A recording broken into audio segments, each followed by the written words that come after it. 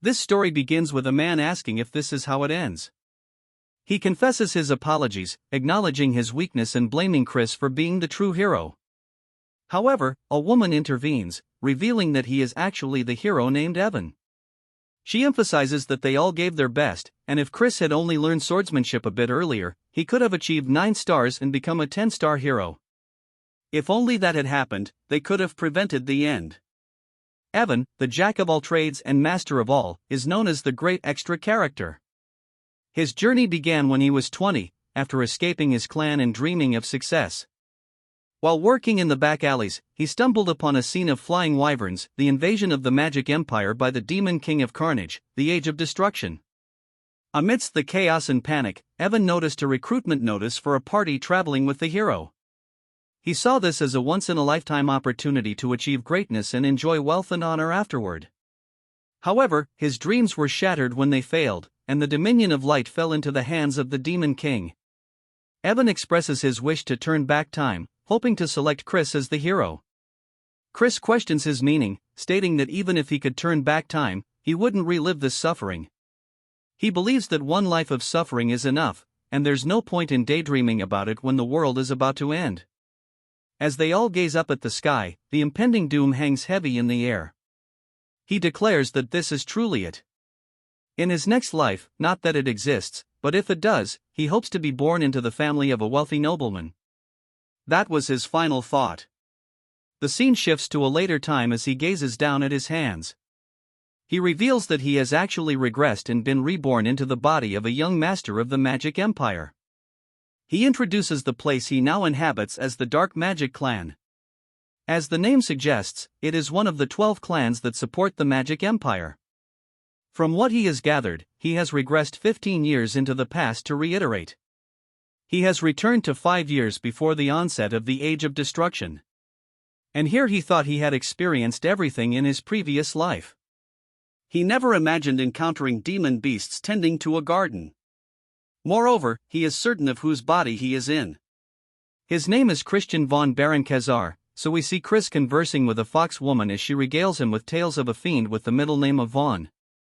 She explains that the house of Count Khazar is a branch family of Baron County, or the Dark Magic Clan. Chris inquires about its relative strength, and she responds that it is not weaker.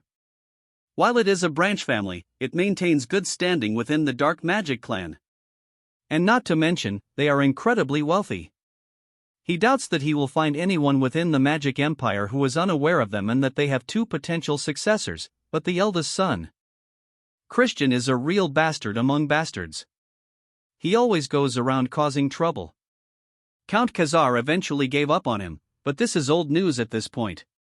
Though Chris asked why and if he straightened up or something, and she says no, he actually ended up getting murdered by his relatives. Back to reality, Chris is sweating bullets. Then he says that he just wanted to become the son of a regular old rich family and wonders why he just had to regress here, why he had to be this person of all people since he is destined for death. And he starts wondering what he did so wrong, telling himself to think he awoke in this body with a coin incidentally similar in name to his. It's only been 3 days, and that he's going to die in 2 years from now. The fact that he was eliminated within the house of Count Khazar, a family that places great importance on honor, it probably means that he was an absolute trash human being. And if he just stays nice and quiet, he might be able to avoid his death. But he says that since he's woken up as a rich kid, he should just take care of himself and enjoy the wealth and honor. But he hits himself with a reality check, hitting his forehead, saying there's no way that'll happen. And that Ragnarok, the end of the world, is also the reason that the Demon King of Carnage started the war. It was to put humanity up as a sacrifice to complete Ragnarok. And it was already too late by the time they realized it. And both the Dominion of Light and the world met their ultimate demise. So if he wants to survive, he needs to stop the apocalypse as well. And the Demon King of Carnage is one thing. Considering he was the one to actually start the war, the bigger problem is that the countless number of fiends of the Magic Empire are loyal to him. To stop this, he needs to become someone more powerful than the Demon King himself. At this rate, there's only one way for him to actually accomplish this: he needs to become the Demon Emperor and sit at the pinnacle of the Magic Empire. He's been given 5 years before the Age of Destruction begins, and he might as well give it a go. And if he succeeds, this entire empire will become his. It then jumps to his father, yelling out to him, slamming on the table, saying that he told him to remain in his room and for him to reveal his face here after causing the incident not long ago. He must have a death wish. And if he acts out of line one more time, he will personally cut his head off.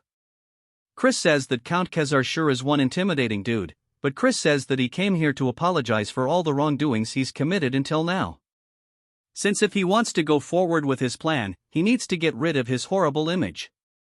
His father asks what he's saying, and Chris drops to his knees, saying that he is truly sorry for everything he's done and it'll never happen again. His father asks if he's really trying to get him to believe this only a few days after his last stunt. And if he's trying to mock him.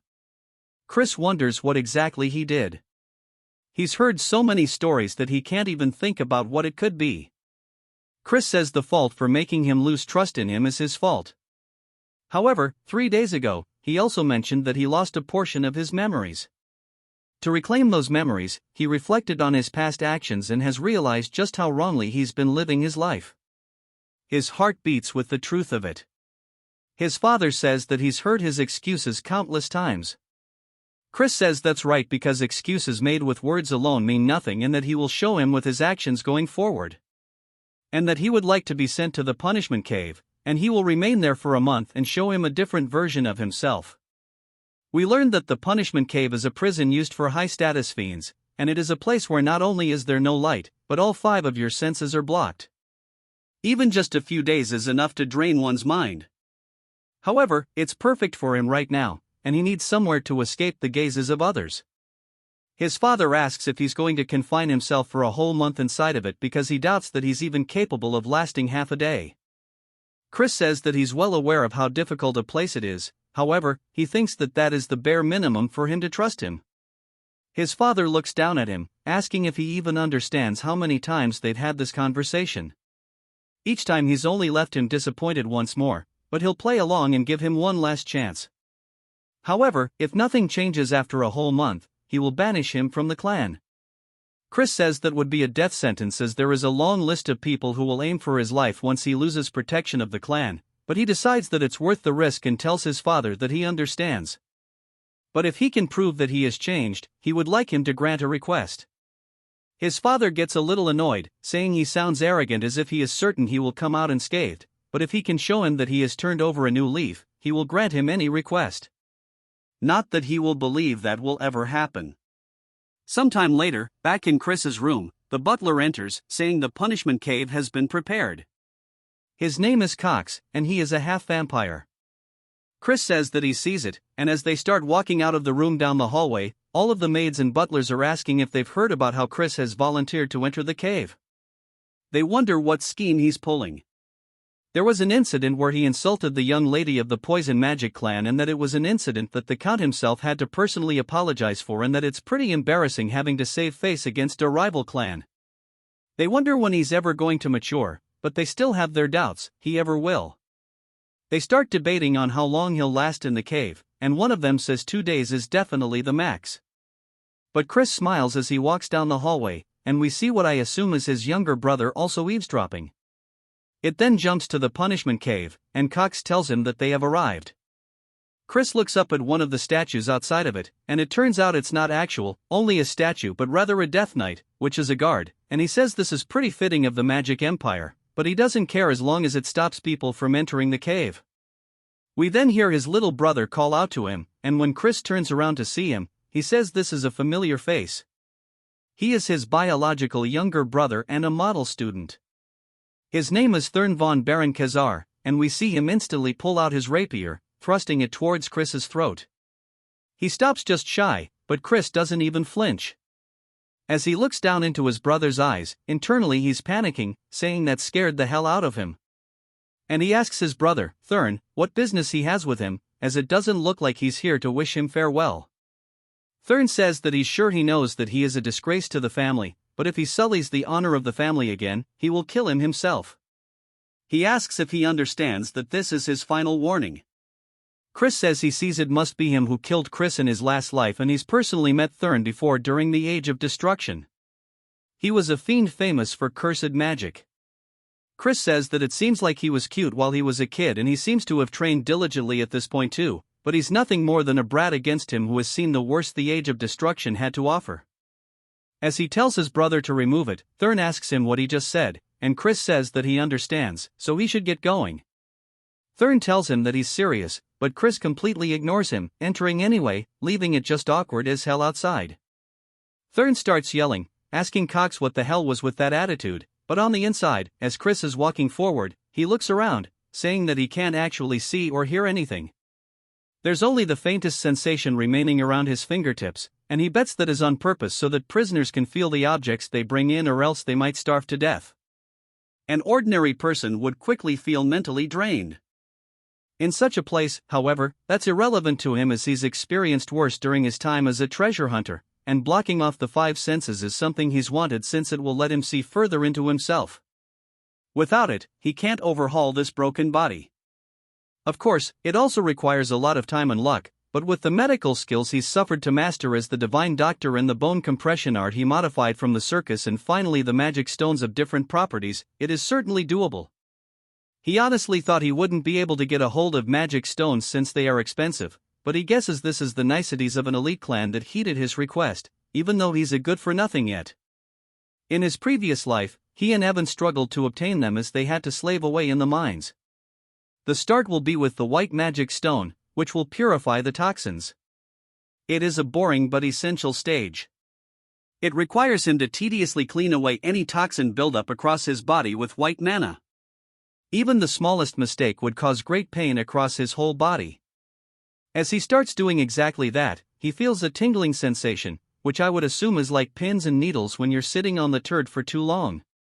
And he looks up, smiling, saying that this is a cakewalk to him. Sometime later, we see Cox reporting to Chris's father. When his father asks how Chris is doing, Cox says that he entered the cave and he's worried that it'll break him so bad that he won't be able to even call for help. His father wonders if maybe sending him there was a mistake. He had such a promising future as a child, and he wonders how he broke apart so easily if his gift made him too arrogant. Whatever the reason, he'd rather he be fully ruined or died than live such a wretched life. And he's full of conflicting emotions, such as anger and sadness. Even though Chris's words seemed very reasonable, he doesn't think he should have expectations. He's already tricked him too many times. He asks Cox if he saw anything strange when Cox enters. Cox says there was an incident, and his father tells him to report everything in detail. Cox says in truth the young master took magic stones into the cave with him, including a dream stone that makes one hallucinate, and so they don't know the side effects, so they have to immediately open the cave. We see his father's fist shaking out of frustration, but he tells Cox that they can't, and if that's the case, then just leave him to die. It then jumps to a whole month later as he's standing before the punishment cave. Chris's father says he must be a wreck by now. As the door slowly opens, his father is completely taken aback by the shine he is seeing, and Chris says he's been waiting for him to finally show up.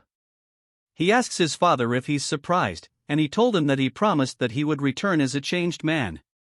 His father starts to tear up, saying those are eyes he hasn't shown him since his childhood, and his father says this means he's actually endured it. Chris laughs, asking if that's a compliment, and his father tells him not to get on his high horse from something that's minor, as he doesn't trust him still. Chris says that just means he has to work harder, and he must think that he barely endured the cave, but that's not the case. Chris was so busy training that he had no time to be bored.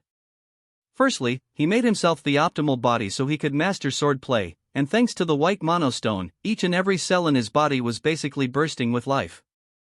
Furthermore, the Dreamstone was a game changer. Cox asks if he was really going to take that into the punishment chamber, and Chris says that he's glad he was stubborn about it. Thanks to the hallucinations he drastically reduced. At the time it took for his metamorphosis, and on top of that, he created 2 cores. He shows that he's actually a genius as he uses a 1-star spell called Light, and he used his darkness core to hide his light core. The fiends would make a giant fuss if they discovered it, which is why his father doesn't actually think it's that impressive. Things in there would have been great, but of course, that is not all. As he sensed something, one of the stones flew up towards him. When he got a closer look at it, he says that the dreamstone is just a mess and that someone was hoping to get him high off of it and break him down. But he willingly accepted it and took it head on. He used it as a sacrifice for his leap forward. He tells his father that since he kept his promise, he wants to make a request. His father tells him to speak, and Chris says that he wants to use the Black Swamp Knight's training ground. But his father says it is not good for nothing, like Chris has no place to be there as they are one of the 3 orders of knights supporting the Dark Magic clan. He must know that only the most elite knights may display their skills there. Chris says he's only asking to borrow the training ground and he believes watching the bravery of the Black Swamp Knights would be a good influence on him as he doesn't plan to actually join their order. His father thinks about it for a second before telling him okay, but to heed his warning, and he should not behave disgracefully before the night. Chris says there's also one other thing he wanted to request, which surprises his father. It then jumps to the training ground, and all of the trainees are glancing over, seeing Chris dripped out. They start blatantly bad-mouthing him, and Chris says it must be because they are in the magic empire where strength is more important than status. But there's one reason he came here specifically. We learned that his other request was about going to the library, and his father says he needed to get the Deputy Commander Melon's letter of recommendation. It's where a lot of House of Count Khazar's dark magic grimoires are stored. In order to learn dark magic, you must gain access. Chris says he understands and asks why he had a condition when he's still a member of the clan. His father tells him that he must have forgotten how he tried to sell the advanced grimoires on the black market. Chris wonders just what kind of life he lived before he took over it and that he truly is a worthless piece of, but Chris says that the most important priority right now is getting the deputy commander's recognition. He then looks up to spot Thurn and a lot of trainees surrounding him.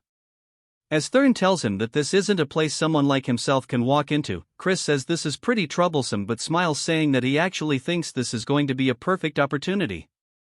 Thurn then tells him once more that this is his final warning and to go back.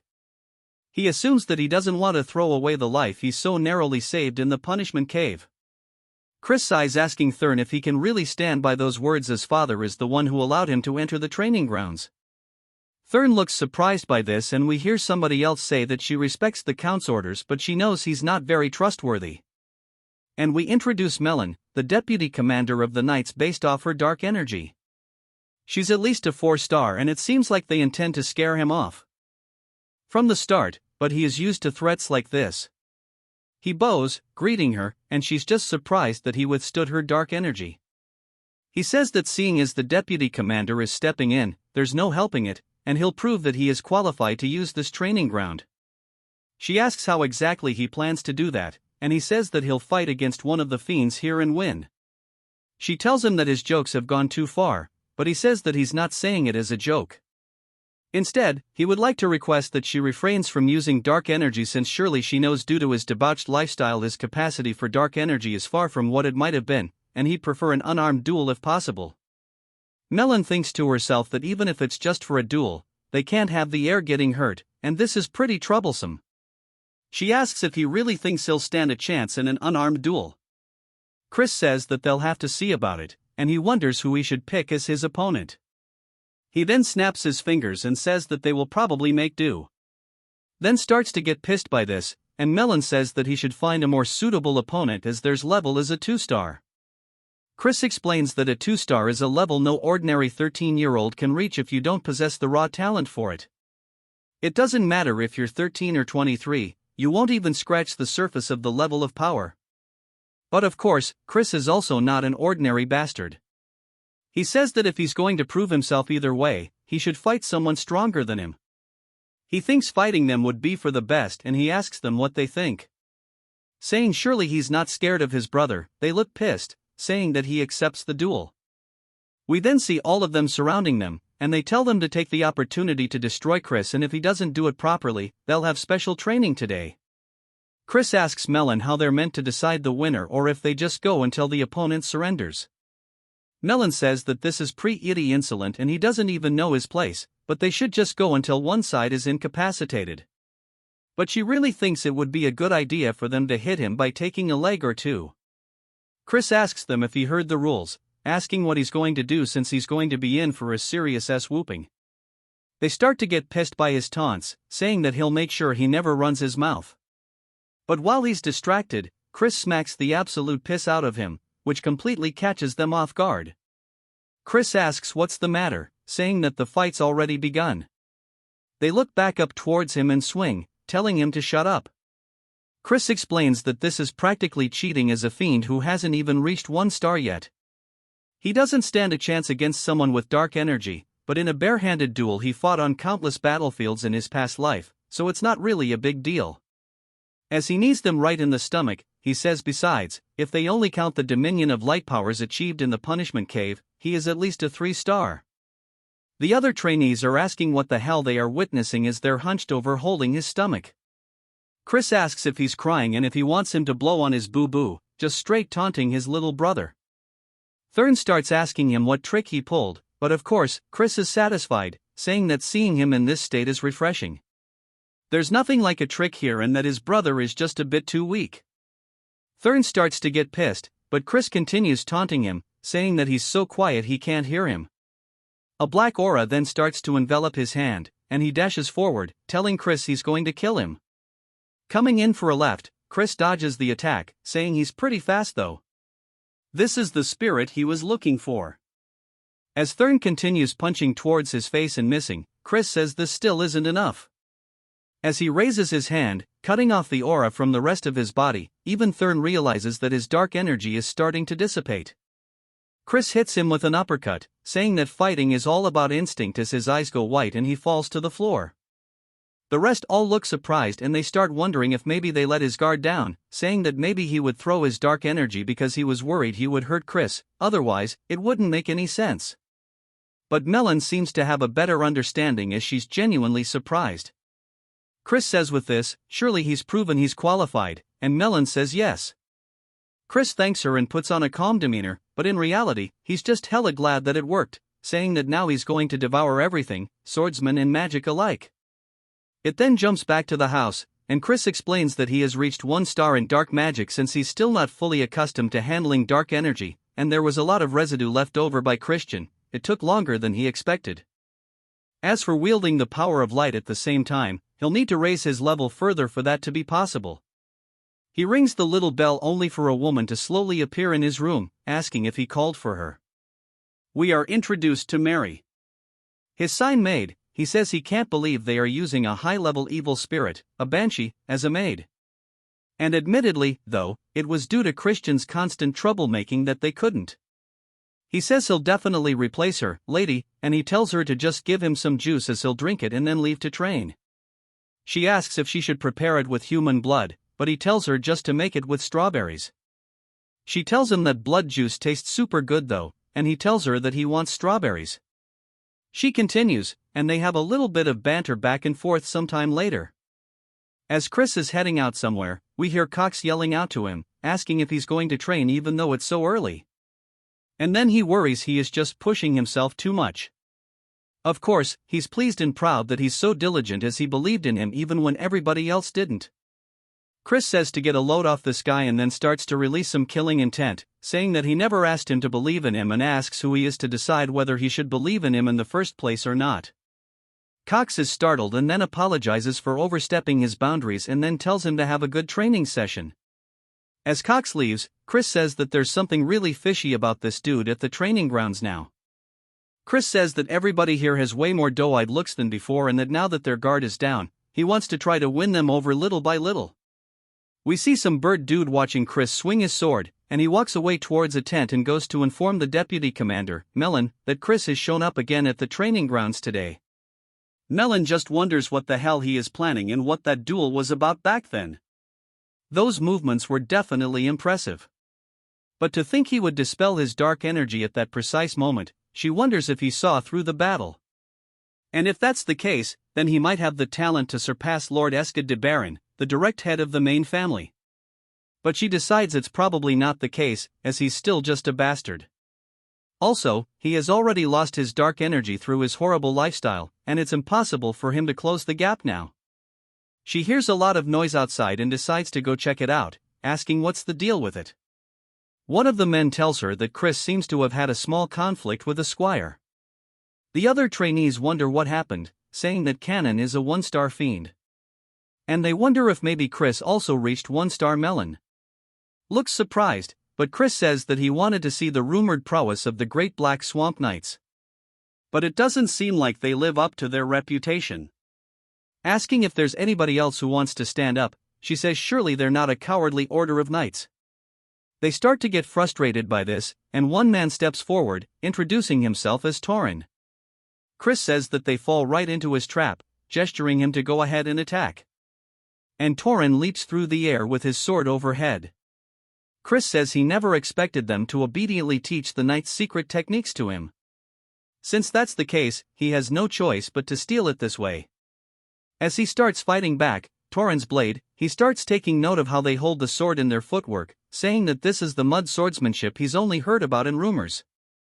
And he starts to mimic it, saying that maybe it'll work out if he does this. He smacks them straight across the face, causing him to drop his weapon too, but it's a huge surprise to Melon. Chris is just happy that he managed to pull off the technique as Tauren lays their face down, ass up. Chris sits on top of him, and everybody else says they can't believe he was actually strong, saying that his darkness core was ruined, so how did he reach 1 star? Melon realizes that this means she wasn't mistaken back then. Chris says this is disappointing and he had too much faith in the knights, and if their skills are this pathetic, he'd say it's all the deputy commander's fault. They start to wonder if they should stop him because he's crazy for taunting her, and Melon says she understands he's happy about his victory, but he's getting a bit too carried away. He says it's better if she shows him the skills of the Black Swamp Knights. She draws one of the training swords, swings it very forcibly right beside Chris, sending up tons of dust, completely shattering the ground beside him. She says that she only needs 1 second to beat a bastard like himself while releasing a very deep purple aura. Chris asks if she's really planning on fighting against someone like him with her full power and that they should only use dark energy up to the 1-star level and prohibit dark magic as well as using only wooden weapons. She starts to exchange her blades, saying that 1 star is more than enough, and she'll break both of his legs with just half of that. He says if that's the case, he'll put both of his legs on the line, asking what she's willing to risk. She says that anything's fine because he won't be walking away from here today. As she dashes forward, he blocks her attack with a sword, but it is definitely heavy. As we see him starting to get pushed back, she continues swinging all over, but he is managing to keep up by blocking and parrying. Even the other trainees notice this, saying that he's held up for a while considering he's up against Melon, but they say that it must be because her main weapon is the great sword, but we see she's frustrated saying that for some reason her attacks are not reaching him even though he's a weakling through and through. He shouldn't be any match for her. She says that when he fought there in the fight just now with Tauren this happened as well. Chris says that it seems things aren't going her way, which makes her even more pissed as she starts to imbue some aura into her blade, preparing some kind of heavy-ass attack which seems like she might be breaking the rules a little bit. She swings down directly towards where he's standing. Chris ducks to the side, saying that now's his chance. As he runs forward, he hits her with a headbutt straight to the face, which catches her off guard. As she's reeling from the attack, she's surprised to see the blood in her hand. But Chris is glad that his gamble paid off, saying that Melon is a spell sword. So as long as her dark magic is bound, the moment her defense slips, she wouldn't be able to block the opening with physical power alone. So if she was a fiend who focused on the sword, that might not have worked.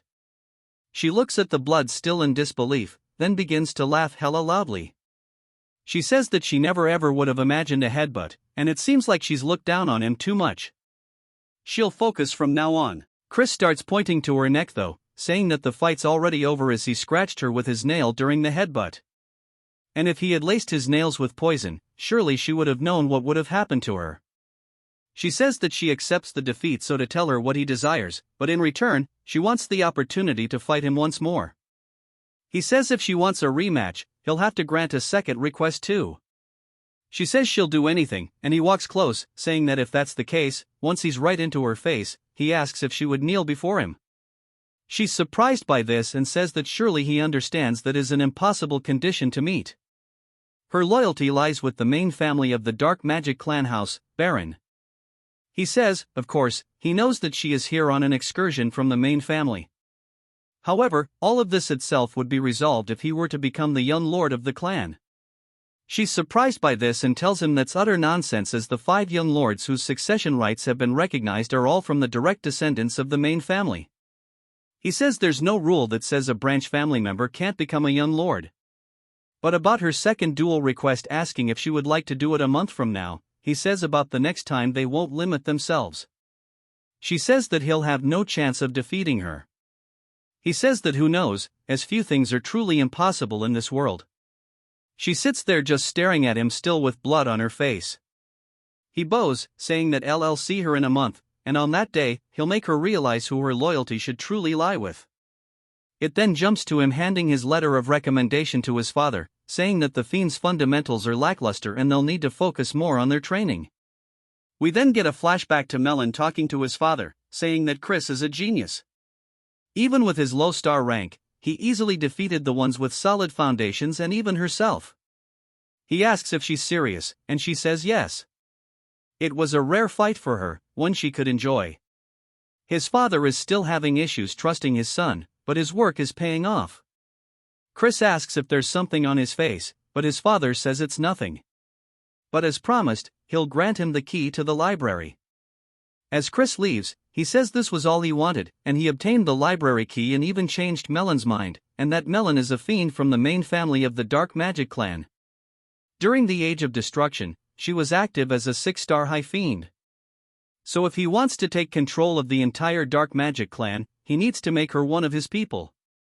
Of course, he hasn't completely won her over, but 1 month will be enough because he's a genius. And speaking of Count Khazar, the look his father had earlier was definitely one of pride's for his son, but he supposes that makes sense because even fiends have familial attachments, and maybe he'll even turn out to be a better father than the one he had in his previous life. He finally embraces Count Khazar as his father, saying that he won't disappoint him.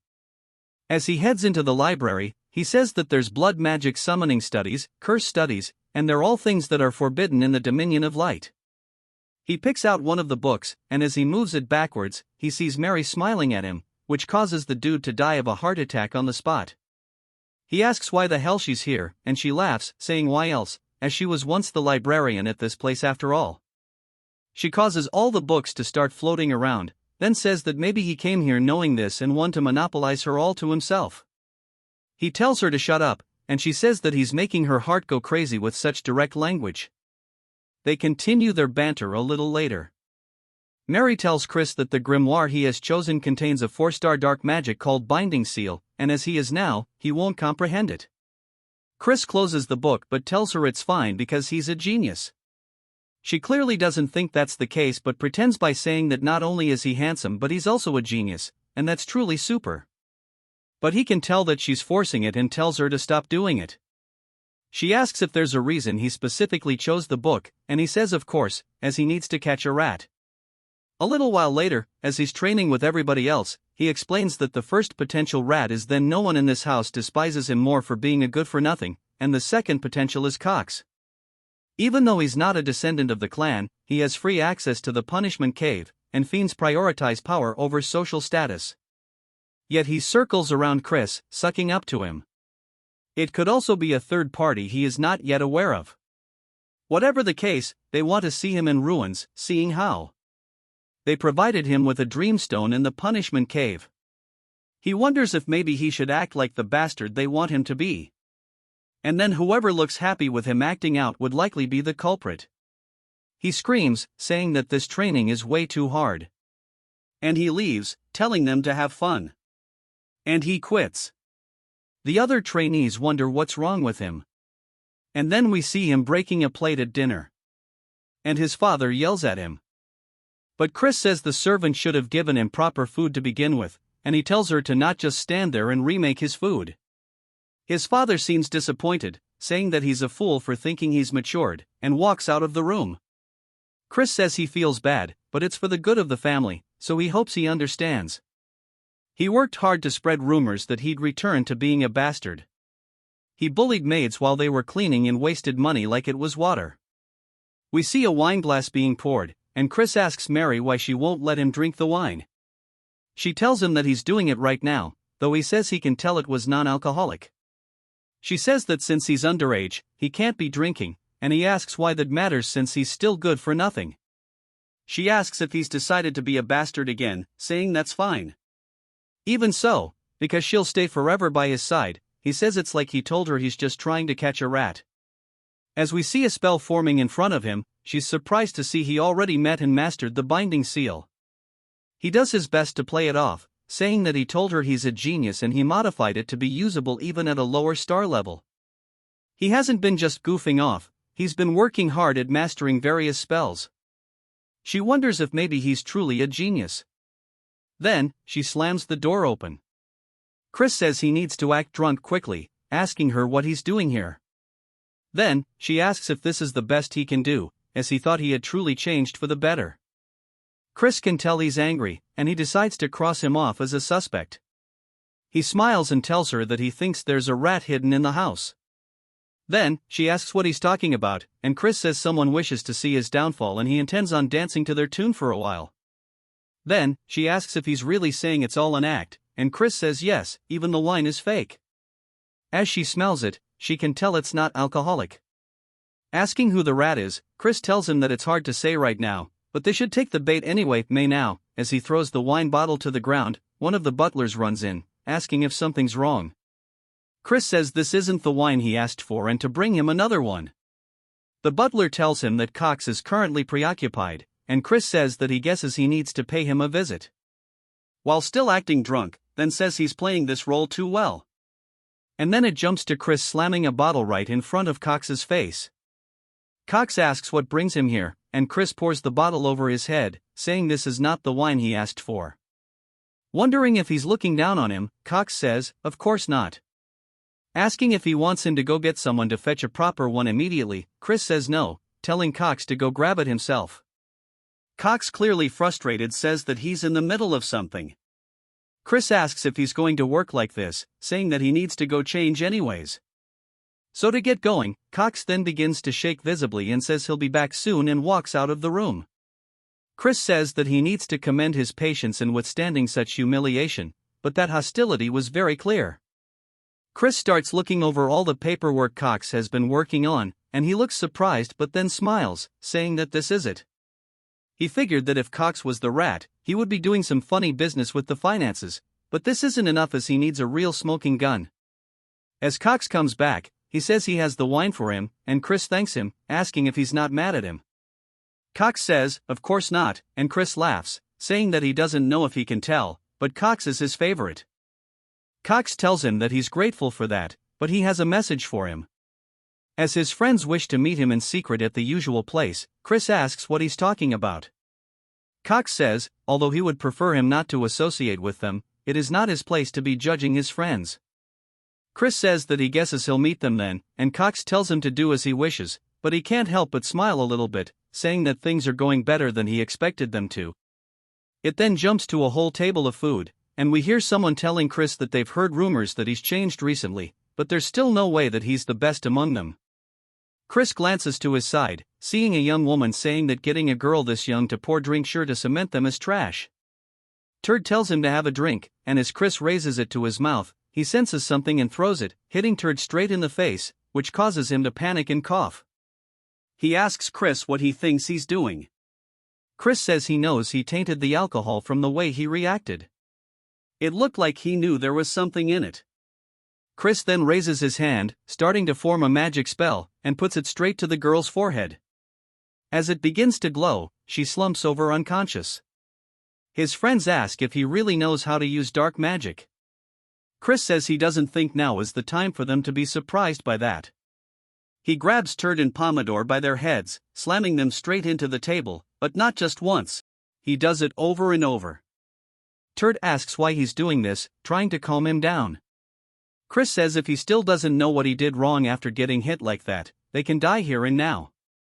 As he pulls out a knife, a little later, we see them tied up, and Pomodore has even pissed his pants, begging that he be spared, as they were only ordered to feed him the drug and frame him after they killed the girl. Turd says they were threatened with the drugs they were dealing in secret, so they had no choice. Chris asks who was the one who ordered. Pomodore is hesitant to answer Chris, then moves the knife closer to the man's crotch, asking if he wants to have it cut off. They immediately say it's Cox and they'll do anything to spare their life. Chris asks if they really mean that, and they both say they swear on it. Chris says he can't hear them. They yell it even louder. He says that he'll take their word for that as he begins to cast another magic spell. It starts flying into their foreheads, and he tells them to listen to what he tells them and carry it out properly. They both fall unconscious onto the floor, Pomodoro or even foaming out the mouth a little later. Cox runs into Chris's father's office, saying there's a problem. When he asks what it is, Cox says that the young master has committed murder. It seems he got drunk at night and killed the one who was giving him drinks and threw their body into the river. It seems they won't be able to overlook this one so easily. Asking him what they should do, Chris's father tells Cox to bring him to the Fiend Court as he invokes his immediate trial. Cox smiles, thinking that his plan is going perfectly. At the court, we see Chris standing trial. He tells his father that he's innocent. His father asks if he really plans to lie as there are witnesses. Chris asks how that could be the case when it never happened and that he thinks there's just been a misunderstanding. As the young woman enters the room, he says that this is the dead servant herself, Turd and Patter. Look genuinely surprised by this, she says that Chris took her home after she woke up from falling unconscious and he even gave her money to help her pay her rent, but Pomodoro and Turd are the evil ones and they put drugs in Chris's drink. His father asks what's going on here, and Chris decides that it's time to get this show on the road and begins activating his magic. Turd says that it's correct. They gave false reports, and Pomodoro says it was because they were given orders by the butler Cox to frame the young master. Cox starts panicking, asking why that kind of trash they're spewing, and that this is slander, and that Chris and his friends are trying to frame him. Cox also tells Chris that the joke's gone on for too long, and he's crossed the line, but Chris knew he would react this way, and he says as the victim of this incident, he would like to request one thing. His father asks what it is, and Chris says that he wants him to act as a proxy of his authority to directly question Cox. His father looks a little confused but decides to go along with it, saying that he'll leave it to him to head the defendant's stand, but to know the moment he acts in a way that is inappropriate, his authority shall be revoked immediately. Chris says that he'll finish this quickly, and as the representative of the great ruler of the Magic Empire, the Demon Emperor, and as a member of the Dark Magic clan that governs the eastern region of the Southern Magic Kingdom, and as a representative of Count Khazar, he will now question the defendant. He asks Cox if he swears that he will only answer with the truth to his words. Cox says that he will, and Chris says that as a representative of the Demon Emperor, he asks if he swears to only answer the truth. Cox says that he does, and then a magic spell begins to float towards his forehead, causing him to hold his head in pain. He wonders what the hell is going on. Others start to recognize it as the binding seal. Asking how Airbrat could use a 4-star dark magic, Chris says that this was modified so it could be used at a lower star rank. However, it has additional conditions, and that is he needs the target to swear twice, and that Cox has now fallen right into his trap. Cox asks him what he just did, and Chris says that he just swore that he will answer with nothing but the truth and asks what the reason he hired his friends to slander his name was for. Cox's head starts to feel hella painful as he lets out a scream, and he says that he received an order and that there was a man who knew of his corruption and threatened him, telling him to ruin the young master. This is why from when he was young, he has been sabotaging him. Chris says that by corruption, he's talking about the embezzlement he's been committing for quite some time, and he's already seen through that as well. He leaps down, asking Cox who gave him the order. Cox says that if he says it, then he'll be in a bad position, but Chris uses the binding spell, telling him to speak now. Cox says that it was Sir Escott and that it was the second son. Cox panics and says that he needs to run away before he gets killed by him, but Chris draws the blade from the nearby guard and cuts Cox's head clean off. Much to his father's surprise, Chris says that by the borrowed authority from the Count, he has punished the sinner as Cox's corpse lies there on the floor. His father asks why this was the decision he came to, and Chris says that had they left Cox alive, the main family would have fabricated evidence and covered up his incident. They cannot be indulgent with him furthermore. He intends to ensure that everyone remembers the truth of it and that he should try to sabotage him. His father looks a bit anxious and then snaps his fingers, telling him to follow him as he opens up some kind of gateway behind him. Chris enters, asking where they are. His father says that this is a secret training ground as there are too many eyes in the courtroom. His father then says about what he said just now, asking if he means to say that Eskid will cause more trouble as a result of the succession conflict because a family's power and authority is directly tied to the successor they support. He tells him his decision was correct, but he feels that he may have acted hastily. However, with things as they stand now, they will have to support the first young lady. The first young lord isn't an option because he is a crazed, bloodthirsty lunatic. Chris says there is also another option, which is for he himself to become the successor. His father says that's nonsense, but Chris says that someone from a branch family can be recognized as a successor if they possess the necessary ability. His father says that's just a role by name alone and it is not enforced. Chris says that he doesn't really know about that because why else would he should try to sabotage him? His father says that he may have been more talented than Eskid in his childhood, but he's been lagging quite far behind him now.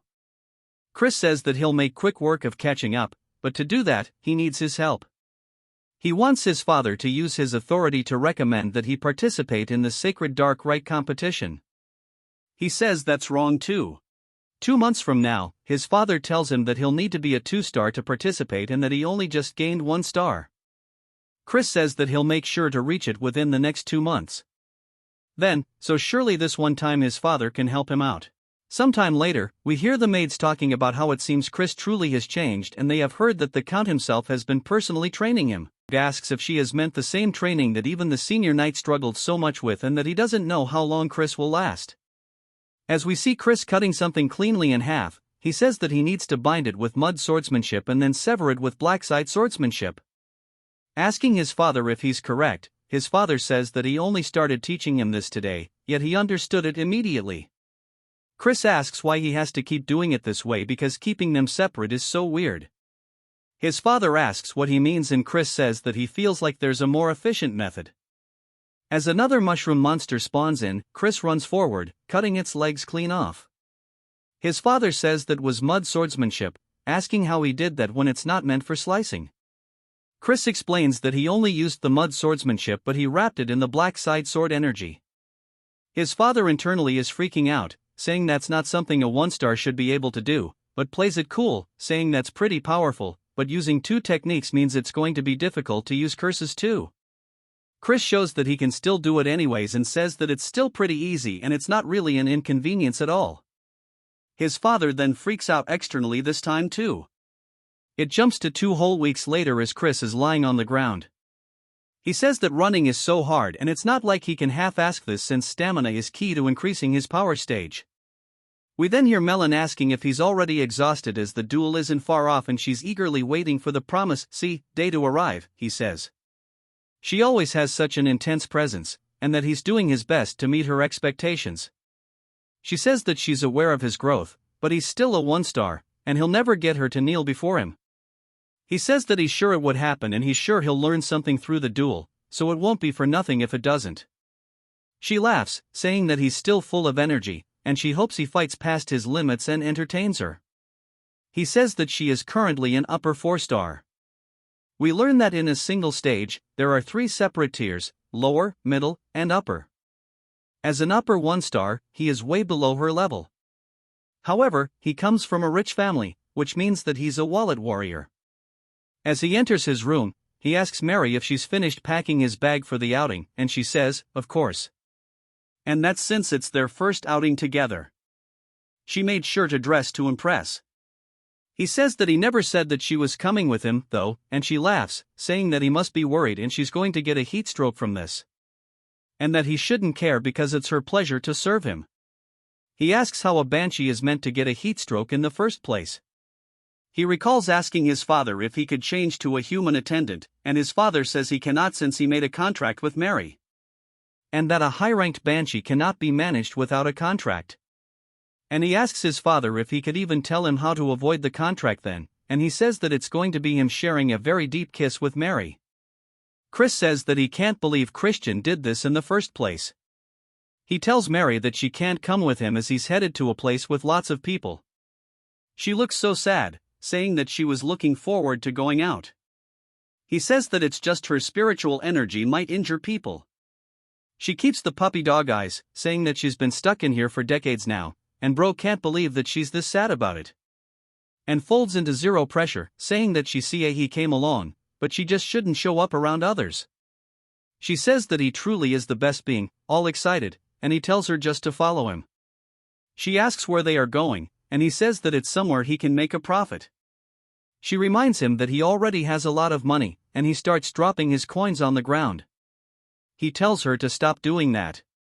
She says if he's not going for money, then maybe he's going for land ownership. He says that's wrong too. She asks what it's for then, and he says it's for something he used to use before. We see them in the carriage saying that he's late. Chris asks what he's doing here. Then, he says that he's here to watch over him in case he begins to behave like a bastard again. Chris tells him not to worry about it as he's merely on his way to go gambling and nothing more. He says they're fiends, so it's a given that they're close to alcohol and gambling. Gambling is something even the Demon Emperor recommends, and there's a reason that's legal. Then, he says that he should follow him there. Then, Chris asks if it's perhaps because he's worried about his big brother. Then, he freaks out, asking why he'd be worried about him. He's just concerned that he'll dishonor the family. Chris says that he was thinking for a little nerd like his brother. It'll probably be too stimulating anyways. Asking if he even knows the rules, then he says that gambling is just card games and that he's going to flatten his nose if he keeps yapping like this. Chris says that sounds so scary and says that he's going to show him that he's a pushover today. They finally make it to where they're going, and it's just a big grand building. Even Mary looks super duper impressed. Then, he says that he didn't know a building could look like this. Mary says that her heart is starting to flutter. Chris tells them to stop acting like country bumpkins and to put this on as he hands a mask to Thurn. He tells Mary that she needs to hide so people can't see her. He also wants to whisper something to her. He starts doing so as she listens, and she says that she'll go do as she's ordered and disappears. Then, he asks where he sent her. Chris says that he shouldn't worry about it and they should go in already. As they enter the area, people start to look over towards them as they walk by their tables. Some of the gamblers say they can't believe people so young would enter the lion's den on their own. Chris says that he wants to make a bet with Thurn on who wins. He'll make more money in an hour, and if he wins, he'll call him older brother for a month. Then he asks if he's serious, and Chris says yes, but if he loses, he'll have to call him the Honorable King Emperor Majesty brother. Then he can't believe he said that with a straight face, and Chris says that there's no need to do it if he's scared and offers him some money. Then instantly snatches it, saying that there's no way he'd be scared about this and that he's going to be going first and show him how easy this is. Sometime later at a table, a man is saying that it's Chris's victory and for being young, he plays quite well. He's sure that he's going to earn a lot. Chris says that when you're first starting out, they let you win a reasonable amount by instigating the overconfident player. They aim for the moment their prey bet's too big, and he knows exactly how these common works. Of course, we know there isn't so familiar, so he falls for it. Chris says that he's already caught in their trap and he tells him that he should just go back home and sleep. Then he says that he's definitely losing money too, and Chris tells him that he's only lost 500. Then he says that he only lost about 1,000, and everybody starts laughing at the completely justified crash out. Chris says that it looks like everybody here has marked them as a loser, and he's sure conmen will try reeling him in soon enough. Then he asks if he's going to continue. Then he says he will and throws the money out of Chris's hands. Chris says that he's the one who tried to stop him, but he wants him to lose tons and become the perfect bait as that's the plan to begin with sometime later. As then sitting at his table looking at his cards, we see people cheating as they actively see what's in his hand, and Chris spots them. They tell him saying that this is perfect. Mary then appears behind Chris saying that she found the people he mentioned. He says that she did a good job while he's freaking out. He's low-key rising up. Mary a little later they arrive and Mary says this is the place. Chris tells her to open the door, and she does so. As they enter the room, the people start freaking out, asking who he is. Chris takes off his mask, saying surely everyone knows of him. They ask what business he has here, and he tells them to call their master over. A man then starts being a kiss-ass, asking Chris if he really came to visit. And we are introduced to Grant, the master of the Glee Merchant Guild. And while he may be known for his talent as a merchant, there's just a little bit more to him as he's actually the owner of the casino too. Chris says that he wants to have a conversation in private, and Grant asks what it could be about. Chris says that he conned his younger brother, whom he cares deeply about, and yet dares ask him what he's here for. Grant says there's no way asking if that sucker in the tiger mask is his brother. Chris says he's corrected as Count Khazar. Then Grant says that he assures him that all he does is run the casino, and the others do have no relation to him. Mary then gives him some absolute nightmare fuel. She immediately apologizes, saying that had he known he was the son of the Count, he never would have done it. And a please show mercy. Chris says surely these aren't empty words. Grant says of course not. He shall compensate him, asking how much he wants. Chris says he wants 1,000,000 rupees, which surprises Grant because there's no way they have that much money on hand to do it. Chris says that 200,000 would be enough, and Grant asks if that's really all it'll take. Chris says there's something else he'll also need to give him too, and Grant asks what it is. A little later, we see him looking at brand new equipment, and Mary says that she didn't think he would use the 200,000 rupees to purchase gear, and that truly is a super scheme. Mary says that the sword that he got is a bit strange, and we learn that it's called Grenade, and she knows that's the holy sword that a past hero obtained by offering up his soul. And she heard that many fiends want it because it's something that the hero used after his fall, but now it's all rusty. Chris tells her that it's okay because it's part of the plan and hands her a necklace, telling her to take it. He saw her staring at it before and to just treat it as a gift. She looks so surprised, and he says that it seemed like she would never be able to put her regrets to rest if she didn't get it, so he's giving it to her so that she can move and find peace quickly, telling her not to misunderstand. She says, before she died and even after she did, this was her first time receiving a gift, and she thanks him. Before he gets caught up in the feels, he tells her they should hurry home. She gives him such an absolutely warm smile that she says that she shall put her whole heart into it as thanks, and from now on she shall make it for him, and that from now on she shall make him blood juice that's even tastier than before. As they walk home, he says that he doesn't want to drink something like that, and they continue bantering. She says that surely he knew that the strawberry juice he's been drinking all this time was blood, and he tells her to stop joking. Chris then says to wait a moment because he feels like he's forgetting something. Of course, he's talking about the ring that he left at the casino. It then jumps to the next day as we hear them yelling out to Chris. Chris wakes up wondering what's going on, and then asks why he abandoned him. Chris thought he forgot something the other day, and then tells him that he was nearly sold off as a debt slave because of him and that he was lucky someone recognized him. Chris apologizes but says that it was probably Grant who helped him out, though he's addressing him all wrong since he lost the bet. He needs to keep his end of the promise and to go ahead and say the words. Thurn looks mortified and squeezes the hell out of the pillow but slowly starts to say the word esteemed over and over. Chris says that he doesn't know what he's trying to say, and then yells it while ripping the pillow open, calling him the esteemed King Emperor Majesty, brother. Chris says this is good and that he should be sure to respect him and strive to do well for himself as well. Thursday says that he'll have his revenge one day and to prepare himself, and Chris says that he can't believe such an adorable kid will grow up to kill his older brother, and it's probably all because of him. He's talking about Eskid, the son of Langam, the acting clan head of the Dark Magic clan and the rank 1 young lord.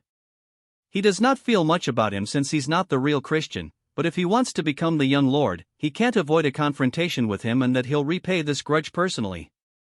But if he wants to do that, he needs to get Melon on his side, and he looks down at the holy sword that he has as he's kneeling down with it.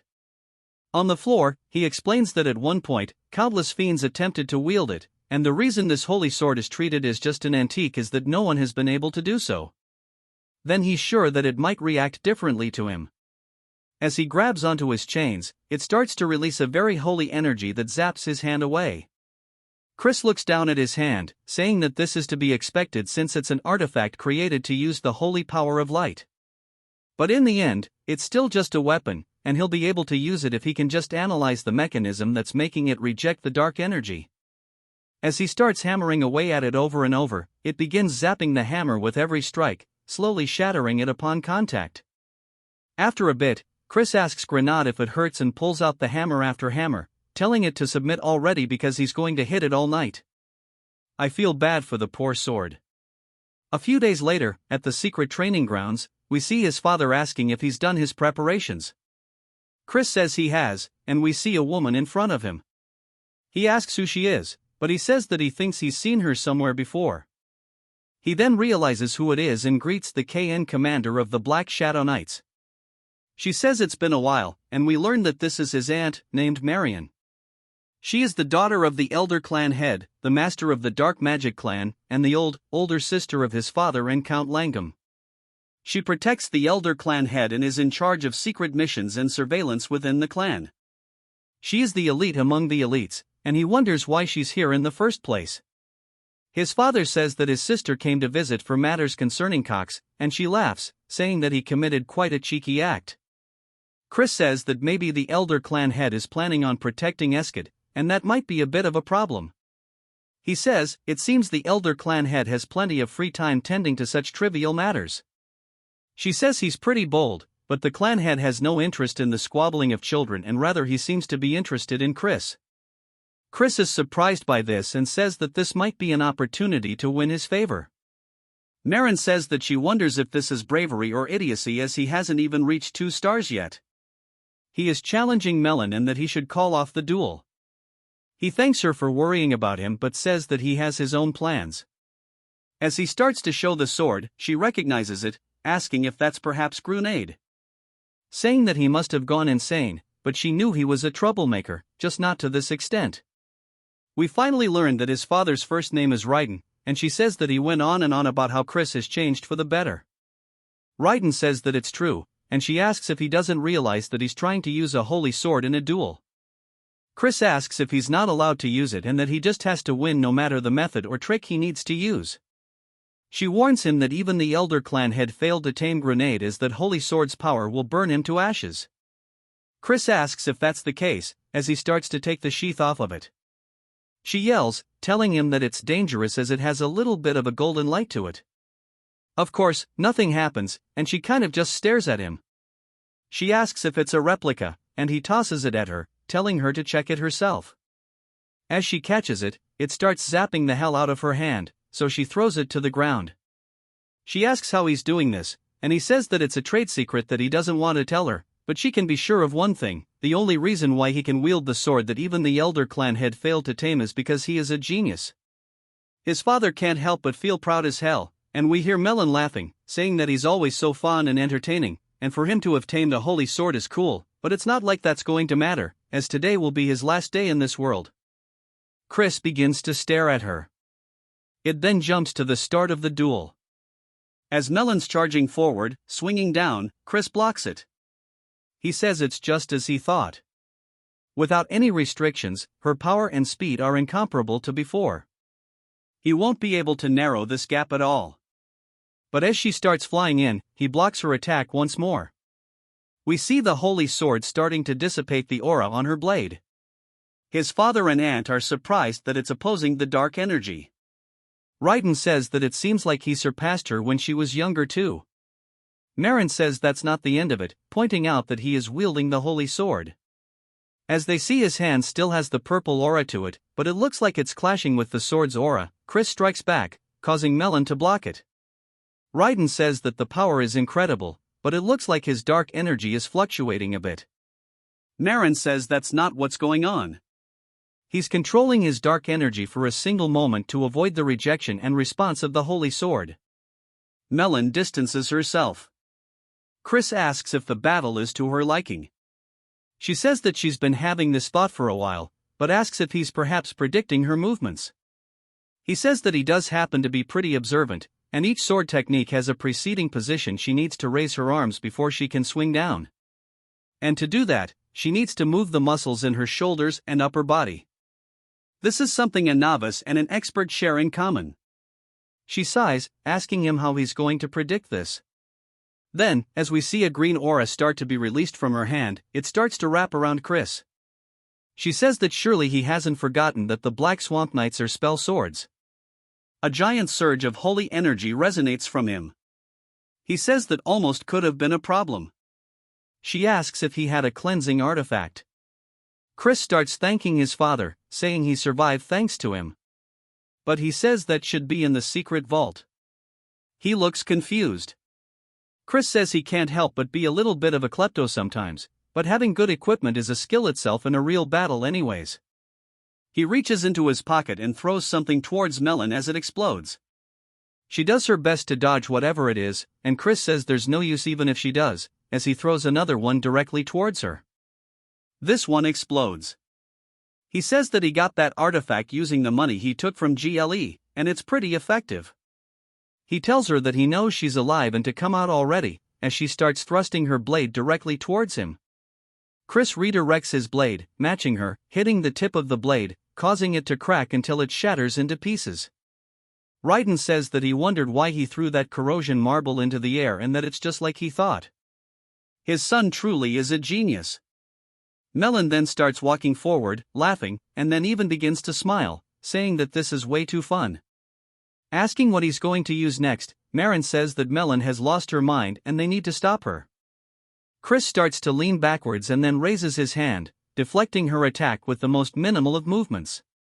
He then immediately pivots his foot, getting behind her, putting the blade to her throat. And then it surprises her, and he says that it looks like it's his victory. Asking if she was satisfied with this, it even cuts her cheek a little bit.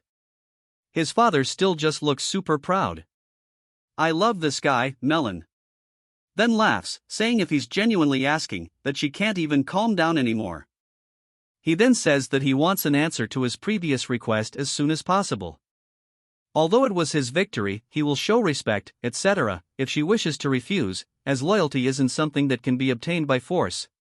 She asks if she continues to stand by his side if he'll fight her like this in the future. He grabs her hand, saying that he'll fight her as much as she wants it. Then jumps to later, as Marin is looking out at the sunset. She says that him wielding dark energy like that is something special. As we see a man throwing the holy sword onto the ground, says he refuses. Marin asks if it's impossible for him to hold it as well, and he says that he can wield it momentarily, but as she knows, the waves of dark energy change continuously, meaning you need to constantly change the waves into one that the sword cannot detect. But there's no one who can do that in a real fight. It might only be possible for a demon of Gahong or the demonic dragon, and if not them, then perhaps a crazy bastard who can control dark energy as easily as they breathe.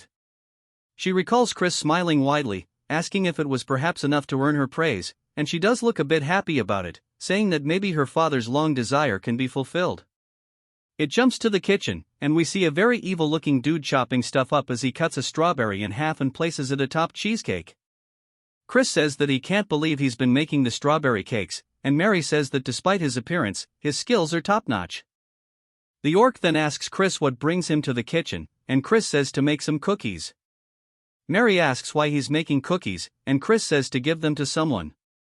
She asks if it's for a woman other than her, and he says that it's not what she thinks but it is technically for a woman.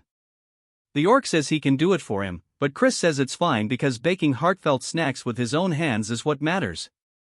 He may not look like it, but before he can finish his sentence, he gets hit on the cheek with a red substance as orcs are going absolutely crazy mashing up what used to be strawberries into jam. Chris asks Mary if she's sure they aren't adding blood to the strawberry juice, and she laughs. Then later that evening, Chris calls out to Marin, who's about to get atop of horse, and she asks what's the matter. He says that he heard she was leaving and came to say goodbye. She says that she appreciates it and he must be tired from the duel yesterday. He says not at all, but he also has a little gift for her. She sees all the cookies and begins to blush, saying that he didn't have to prepare a gift. He says he's happy to see her again and couldn't help but prepare something right then. He remembers yesterday when Chris was asking him if there's any particular food that Marin enjoys, and he says that he sure doesn't know how to win someone over. Chris tells her to try a bite because he baked them himself. She asks if he really made these and starts munching away and realizes that this turd is actually gas. She tells him it's very tasty, and he says that he's glad she likes them. She says that she must give him something in return for this fine gift, asking if there's anything he wishes for. He says that he wants her to become his true aunt from now on. She says since they're already related by blood, he's sure there's a deeper meaning behind his words. She asks if he just wants to have her support in the upcoming succession conflict. She sighs but says unfortunately she cannot grant him that request as he may know adults from the main faction family must be impartial towards the candidates as that is the rule. He says he was merely making a genuine request as he wishes to become closer with his aunt. She asks if he really has no other intentions, and he says of course. If she cherishes him and secretly offers to help, there's no way he'd be able to refuse it. She laughs, starting to eat cookies, saying that she does not dislike his honesty. But since her nephew bakes such delicious cookies and gifts them to her, she can't help but cherish him. He thanks her, and she asks if she can have more cookies next time. Raiden sits there tearing up since he finds it so wholesome. Chris says that if she makes him sad, he might soar and be unable to recreate this taste. Saying surely she understands what he means, she sighs and looks happy and asks what he thinks about joining the Black Shadow Knights. He goes to explain it and says something to her, but she cuts him off. She says that he was exceptional in the duel against Melon and he may even be a greater prodigy than the Elder Clan head. However, his rivals won't be easy opponents, and she's worried that he may wither away before his talent has a chance to bloom. He says if he fails to climb up and over the mountains in this way, he wouldn't mind dying. She looks surprised by this, and he says that he appreciates her concern, but he does not think that he will lose again. She's amused by his confidence and says that for some reason, if it's this child, she'll believe him. She says that she cannot stop him from walking down this path, however, she wants to offer him a piece of advice. She tells him to be wary of the first young lady. Raiden asks why he should be wary of Juliana, not aside from the fact that she is the most gentle of the 5 young lords. Marin says that he will soon come to understand why, and Chris thanks her, saying that he'll keep it in mind. She smiles, saying that she'll see him next time, and rides off. It jumps to Chris laying down in bed thinking about something. He says that both his father and an aunt are powerful as they've reached 6-star after a lull, but he still didn't hear much about them during the Great War, and he wonders just how many powerful combatants there are in the Magic Empire. As there must be enough to overwhelm the Dominion of Light at the very least, but he doesn't want to repeat the past this time around. So, he must get stronger faster. We get a whole 1-month time skip, and Chris asks his father if he called for him. His father says yes, as there's something he meant to tell him, but then is surprised by something, asking Chris if he's actually reached 2 stars already. His father says to achieve such a growth in only a month is crazy. Chris says that he doesn't know why he's surprised, as he promised him and asks what. He wanted to talk about calling him here alone at this hour. His father says that he got word from the main family. He submitted both him and Nen as candidates for the Sacred Dark Rite, but they only approved then. He sighs, saying that the reason being was that of his frivolous spending, womanizing, thievery, and even drunk and destructive property. He can't refute it because it's all true, bro getting punished, but his father says that he can't believe they're looking down on his son. Chris asks if Count Langham made this decision. His father says no, the Count didn't have much to say after misdeed. However, it was Lion de Baron. He's a direct descendant from the main family and the star of the upcoming Sacred Dark Rite. The Sacred Dark Rite itself is a ritual where candidates take in pure darkness from the negative dimension. Since the amount is limited, candidates participate in a quasi-deathmatch to decide on hierarchy. Candidates who rank higher end up taking more darkness for themselves. And it ends up playing a tremendous role in being selected as the Young Lord, a successor to Clan C. If Lan is victorious and monopolizes darkness, then becoming the 6th Young Lord, achieving his goal, will be much harder. If that does happen, his father says that he'll talk to them again. And if all else fails, he'll even request help from Marin. Chris says that's not necessary as he'll figure things out himself. His father says that he knows he's talented and that he has changed, but he can leave the matters to the adults, bro really is just trying to be a good dad. Even Chris can see it and says that he appreciates his feelings, but he tells him that he has his own methods. Bro is cooking up something nefarious.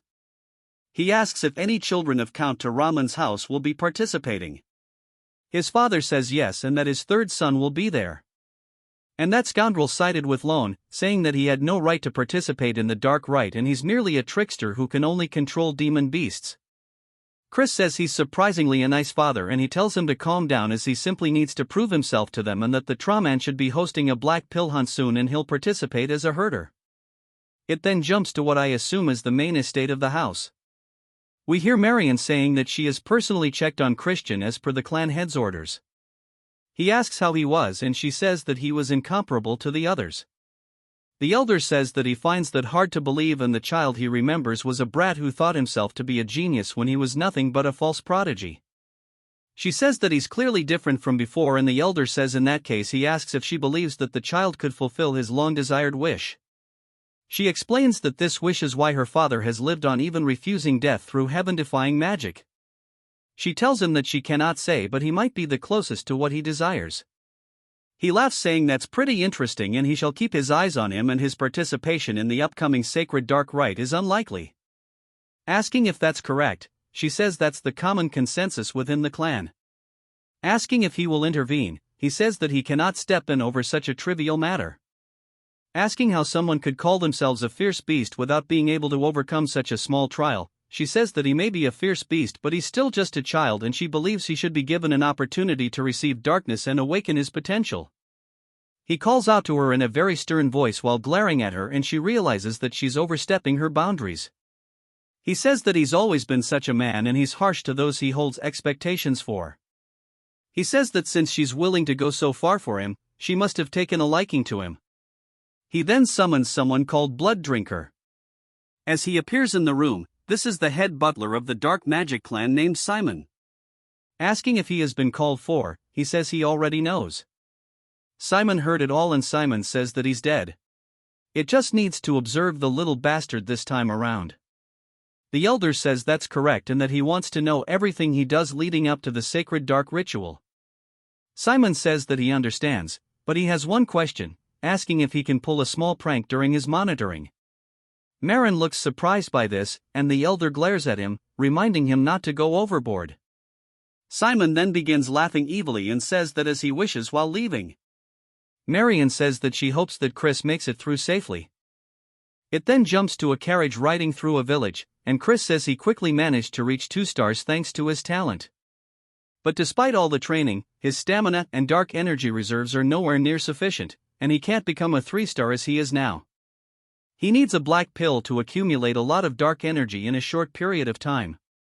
For the Tans, the host of the Black Pill Hunt, to coincidentally start beef with him is a pretty good stroke of luck. The problem is that catching the demon beast off doesn't automatically guarantee a black pill. As the carriage comes to a stop, he explains that there is a special condition that needs to be fulfilled. We then see Lardos running up to the carriage, asking Chris what brings him here. Chris asks how he's been, saying surely he hasn't come empty-handed. He says of course not, and that he would never greet the young master without a gift. Chris slaps it out of his hands, causing it to fall to the floor, and Lardos looks confused.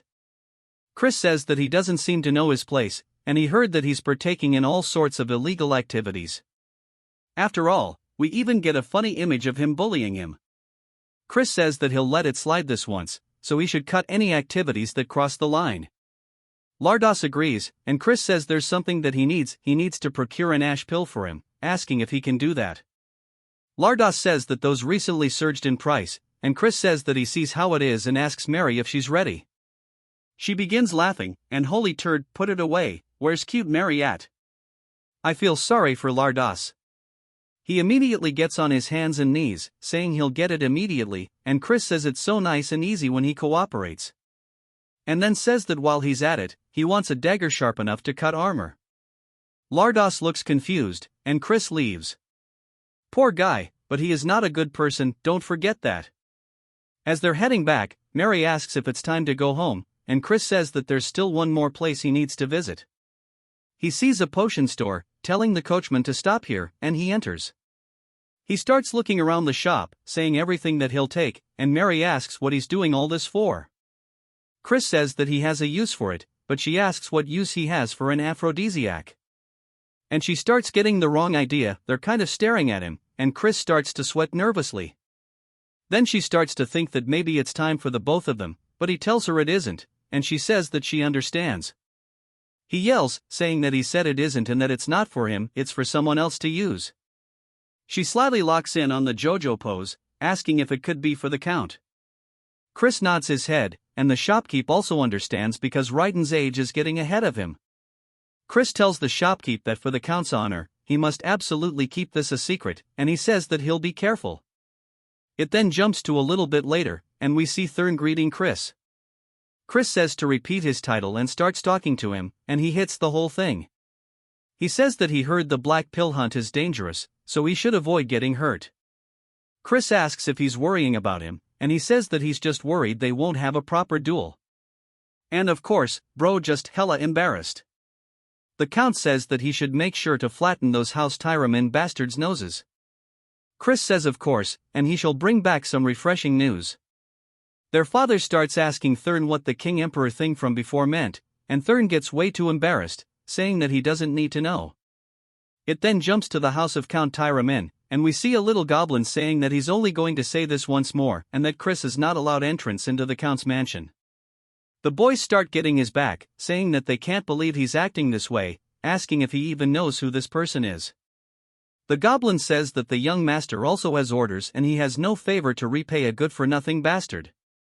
Chris asks if he's trying to tell him that he needs to find his own accommodations. The goblin says that is the case and says so nervously. One of the boys says he's immediately going to go cut that bastard's head off, but Chris gets him to stop, asking about the payment for the accommodations. Then the goblin gets scared, saying that he can bill it to Count Tyramin. Chris asks if that's really the case as we see a fancy-ass courtyard, a fancy-ass house.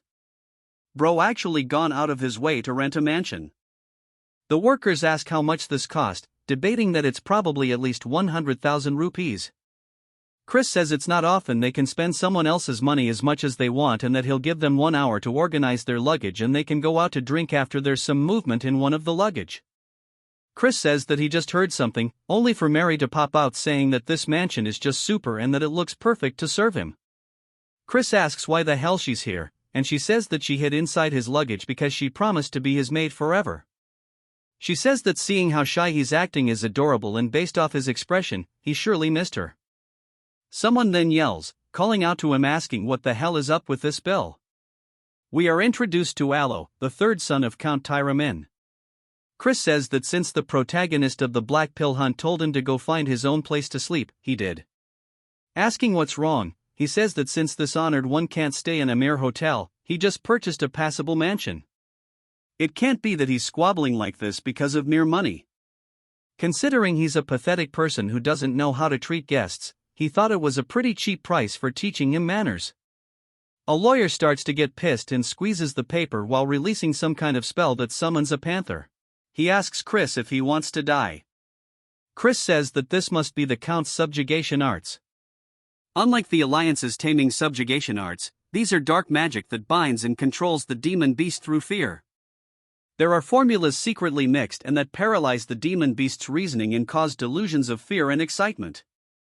However, it's a bit more complex than he thought, so it'll be a stretch to learn it all in a short period of time. But for now, he wants to beat the living hell out of it. Chris then tells Mary that in order to eliminate that scary kitty, he definitely thinks he'll need a weapon. She laughs, opening up their little storage. He pulls it out, telling Alrose to go ahead and come at him. Alrose yells, saying that he doesn't want him to order around.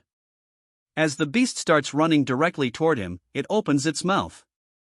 Leaping, Chris raises his stick, blocking the attack.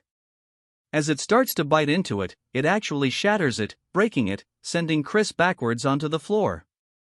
Chris says that's not too bad, but a 2v1 is practically cheating, and this won't do.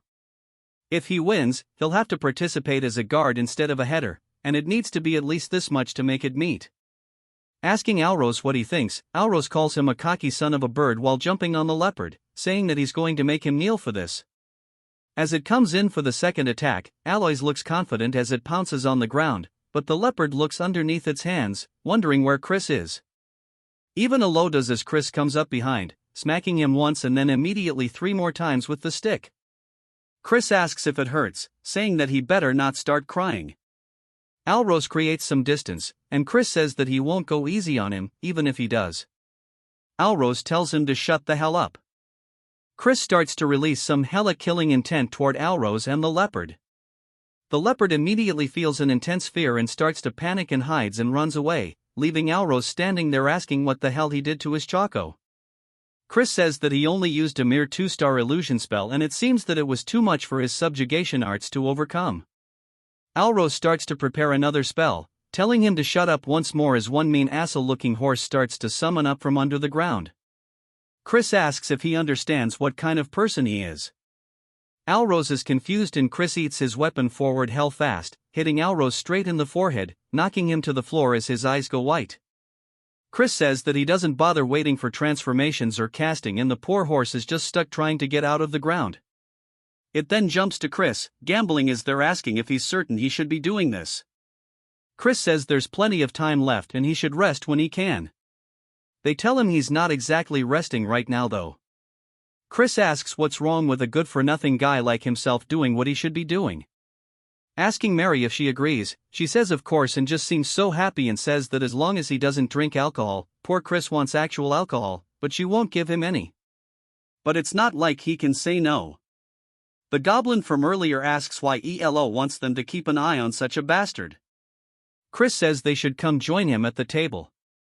He's sure their master won't wake up until tomorrow since he beat him to a pulp and he'll keep it a secret.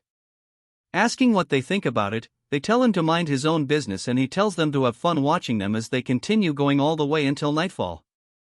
We see the goblin and the hyena dude staring down at Chris, saying that he's sure he's a good-for-nothing and it's pointless to keep watching him for any longer. As they start to leave, he opens his eyes and notices they're gone. Now, then sits up. He then looks out the window and says it's late and he should get moving. He marries the goat. He tells her that he needs to go somewhere real quick, telling her not to follow. She starts to seem suspicious, saying that she knows there's an aphrodisiac in his pouch and that she knew it wasn't for the count but for him to use. She says that she's already sad being unable to attend him in bed, but she will cheer for his nighttime activities. He says that she sure loves running her mouth at the Kitten Mountains. Chris says that this is the secret land of the Count, and the energy of demon beasts is very dense here, just as his reputation suggests, and he should be reaching the hunting ground soon. He finds it, saying there it is, but he only sees 2 guards. Saying this is pretty relaxed, and it's a good thing he learned the invisibility spell from Mary. She asks what he plans to do with invisibility magic, and he asks why she's always making things harf. As Chris starts to walk past them with complete ease, making his way deeper and deeper into the hunting grounds, he spots an altar. Saying that this is where they will hold the finale of the Black Pill hunt, and it's just as eerie as they say. We see that fox-like girl from before, saying that the way to obtain a black pill is to make a kage offer its life to him. In other words, he must make it so terrified that it would rather die instead. Just as opposites are connected, intense fear and radiant joy are on the same spectrum in that short moment, the useless ash pill is reborn as the black pill. That's why the house of Count Tyramin, which specializes in dominating demon beasts through fear, is the one leading the black pill hunt. Chris says that he sees, and we learn that that girl's name is Lena, and he says that just as she mentioned before, he was planning to steal their ultimate technique and let the cage off run wild after giving it the aphrodisiac mixed with various stuff and monopolize the black pill for himself. But there is not enough time to steal their technique and learn it, so he has to go and do a different method. He starts to sense some kind of magic spell and turns, wondering if he was spotted, only to tell where it came from, and he realizes that he has to go check it out. As he makes his way deeper into the forest, he comes across a cave and puts on his hood before he enters. And as he does, an ominous red aura brushes past him, and he says that it has such intense malice, and he can tell at a glance that this is a top-ranked barrier of dark magic. He wonders if this is what he thinks it is, and that it might be a crevice of Gehenna, the world of demons, and he can't believe there was such a crevice linking it with the human world right here. Then he wonders what would happen if he lured the cage off over here, and he even has something to do it with. And he smiles, saying that he will wait for the hunt. As we see a bat watching him from the ceiling, Chris takes leave. It spreads its wings and reveals itself to be Simon, who says that he didn't expect the little bastard to be so interesting. Not only did he pummel he even made his observers let their guard down by acting like a fool. He secretly entered a forbidden area, scheming something, and it makes him want to play an even more terrible prank on him. As he walks towards the gate to Gehenna, he puts his hand inside, causing his hand to bleed, pouring out onto the ground. Something then begins to absorb his blood, and it asks him for what he wishes. Simon is about to summon a demon. The next day, as it's now time for the hunt, somebody stabs a flag into the ground, and it's none other than Alrose and his group. Chris is there as well, saying surely he thinks he's acting too cool for someone that just got his ass whooped. Alros tells him to shut up, saying that he's the poser, asking why he brought the holy sword when he can't even use it. Chris tells him that it's more effective than a club, asking if he wants a taste. Alros changes the conversation, telling everybody to go lure the monster off to the altar, and those assigned to guard duty will follow him and they'll stand right by it. Simon is watching this as well, and Chris clearly spots him. Alros tells Chris to go ahead and answer, and Chris says, as he wishes. Now we are at the altar. One of the other guards asks that Chris go hold up somewhere else, as he's only getting in the way of the hunt. Chris says that's fine with him if he gets to laze about, but not to come crying to him later for help with the cleanup when they inevitably die.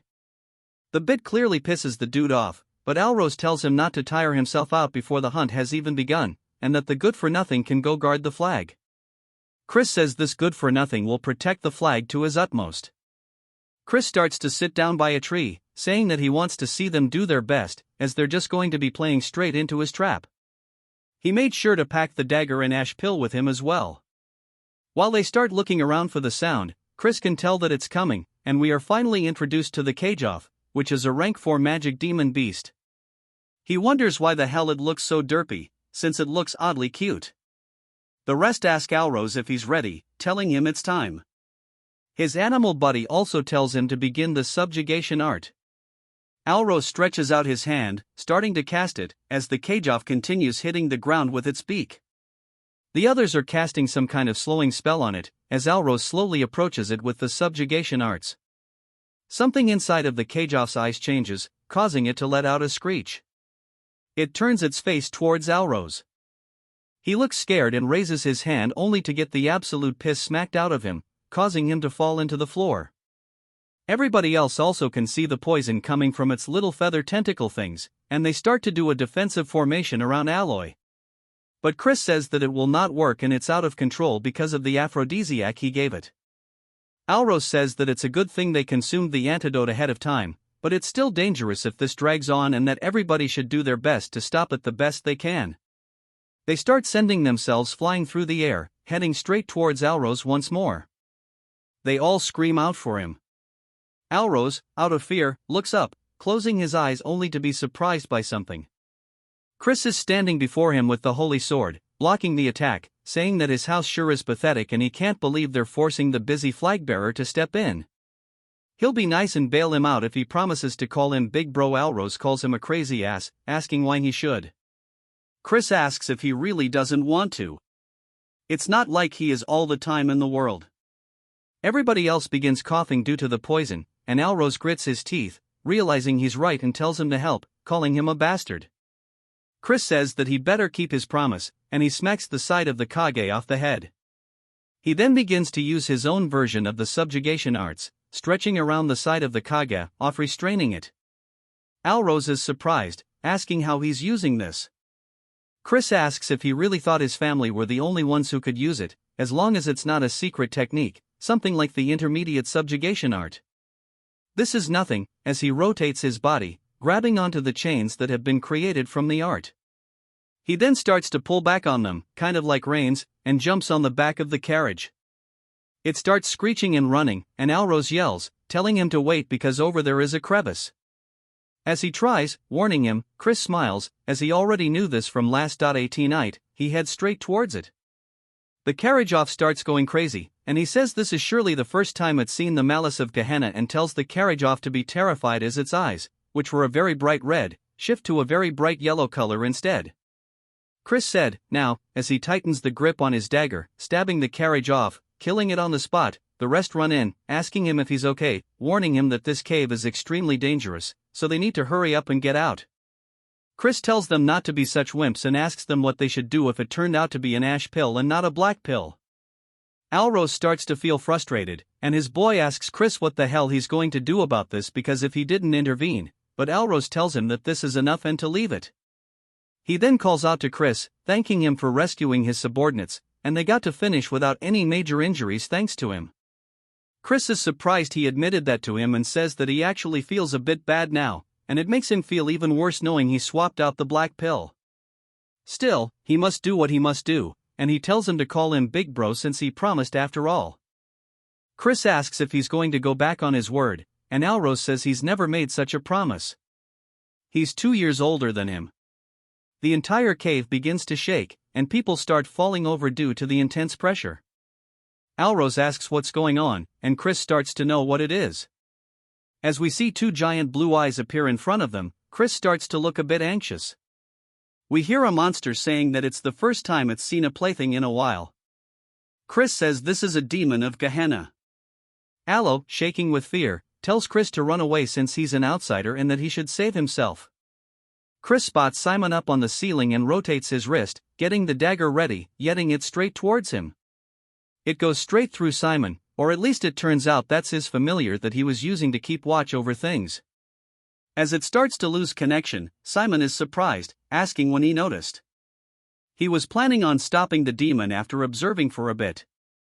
Now that the bat clone he planned to use to teleport there is gone, it'll take him at least 5 minutes to get there, even if he uses blood magic to its limits. And if he gets there too late, everybody will die. He immediately starts leaving. Turns out he's not a bad guy and he's just wanting to play a prank like he said. The demon calls that interesting, asking Chris what he's scheming. Chris says he just doesn't like it when people try to take sneak peeks at him. The demon laughs, saying that he sure does have a lot of concerns for a dead man. Chris says if you were to compare him to the demons he faced during the Age of Destruction, he would have to be a low-ranking demon, but he is at least a 5-star and he's not someone that he can currently face. He then raises his finger up into the sky, saying that it's not all bad. As he uses the same spell to put everybody else to sleep like he did that one girl when Lardos and Pomodore were trying to kill her, Yahello's subordinates start to lose consciousness.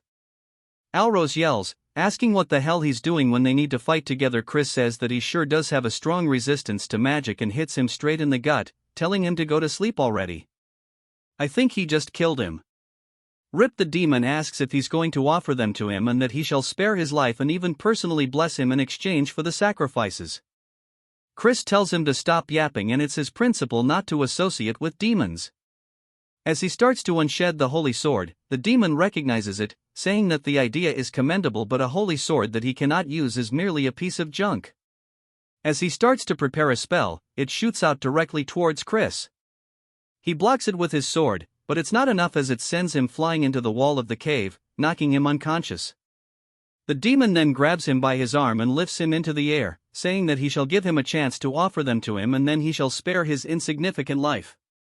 Chris spits in his face and asks why he thinks he can't use the holy sword. He manages to free himself from its grasp and grabs onto his legs. Tucking as he lands the flip onto the ground, he then starts to use his other energy core as the holy sword's tip begins to regrow using aura.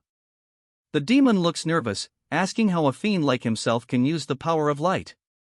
Chris asks if he's finally feeling as if his life is in danger. The demon says that this isn't going to stop him as he starts to form a giant red orb directly in front of Chris. Chris readies himself, taking a slightly wider stance and yells, using the Dead Sea cleaving light as he swings his sword down, sending out a giant yellow wave directly towards the demon. The demon says this can't be as it takes the attack. It lets out a scream, and I'm assuming that he kills it because it drops to the floor. Chris's eyes look extremely tired, and he says that he pushed his body too hard. As his vision grows more narrow with every passing second, he starts to fall over onto the ground, and they begin to lose focus. We then see his past life, and Evan is asking him if he really replicated his ability.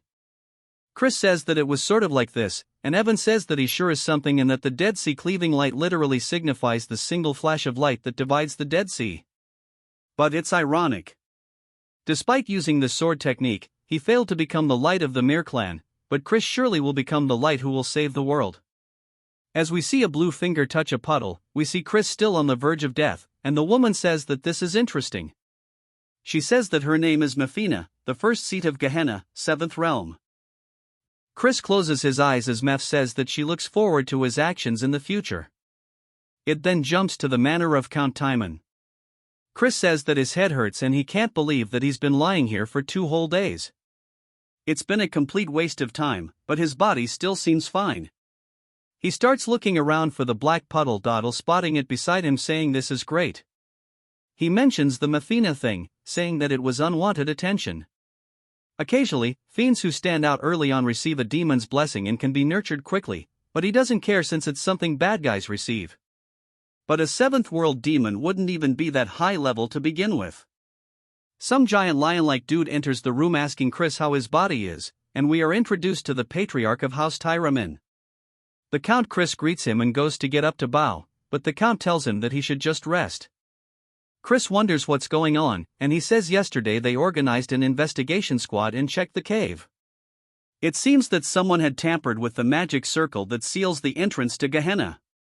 Fortunately, it seems the demon kin was reverse summoned in the meantime, but no matter how much of a fleeting moment it was more than enough time for everyone to lose their lives.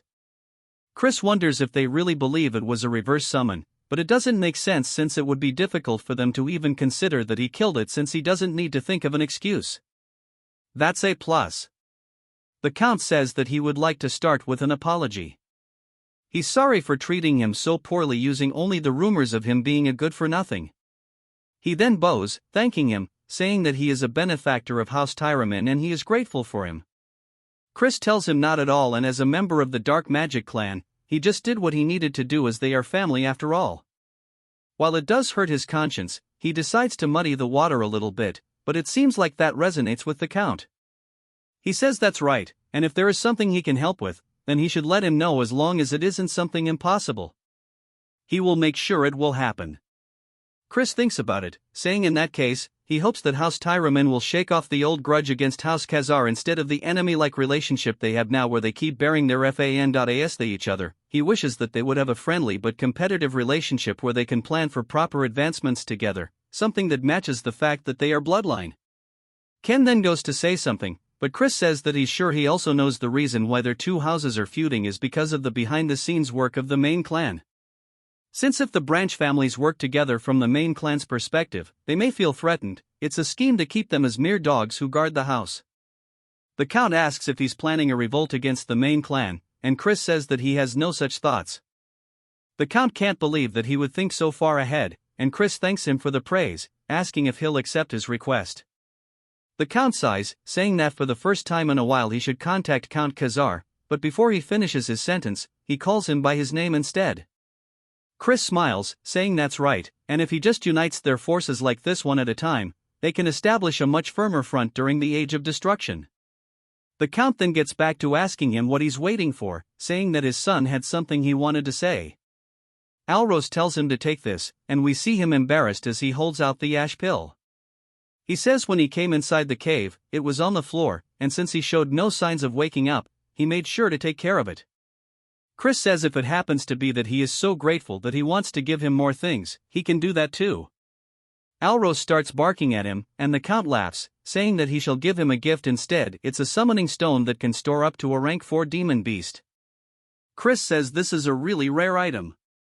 The Count says that he'll also make a report so that he can participate in the Sacred Dark Hour and wishes him good results. Chris thanks him for both the gift and his encouragement. The Count then tells him to rest up as he and Alros leave. Chris smiles and tells somebody to come out. Behind the curtain, we see a red aura, and Simon says as expected, it wasn't a coincidence that he had discovered him. To think that he could see through stealth that even the Count could not. Chris said that he could smell the scent of blood. Simon introduces himself as the head butler of the Dark Magic clan. Chris wonders if this means that he is the Elder Head's henchman. Chris then wonders where he's heard the name Simon before and says that this is the master of the Blood Shadow Mages. He explains that the Blood Shadow Mages don't differentiate between the Magic Empire and the Dominion of Light. They are a psychotic organization who reveled in indiscriminate slaughter and terrorism. The leader was a fiend who reached the heights of 8 stars, and during the endgame of the Age of Destruction, he reached 9 stars and became the 10th Demon King. He can't even count how many times they almost died because of that leader. And not to mention, Simon is the blood and flesh of the Demon King of Carnage.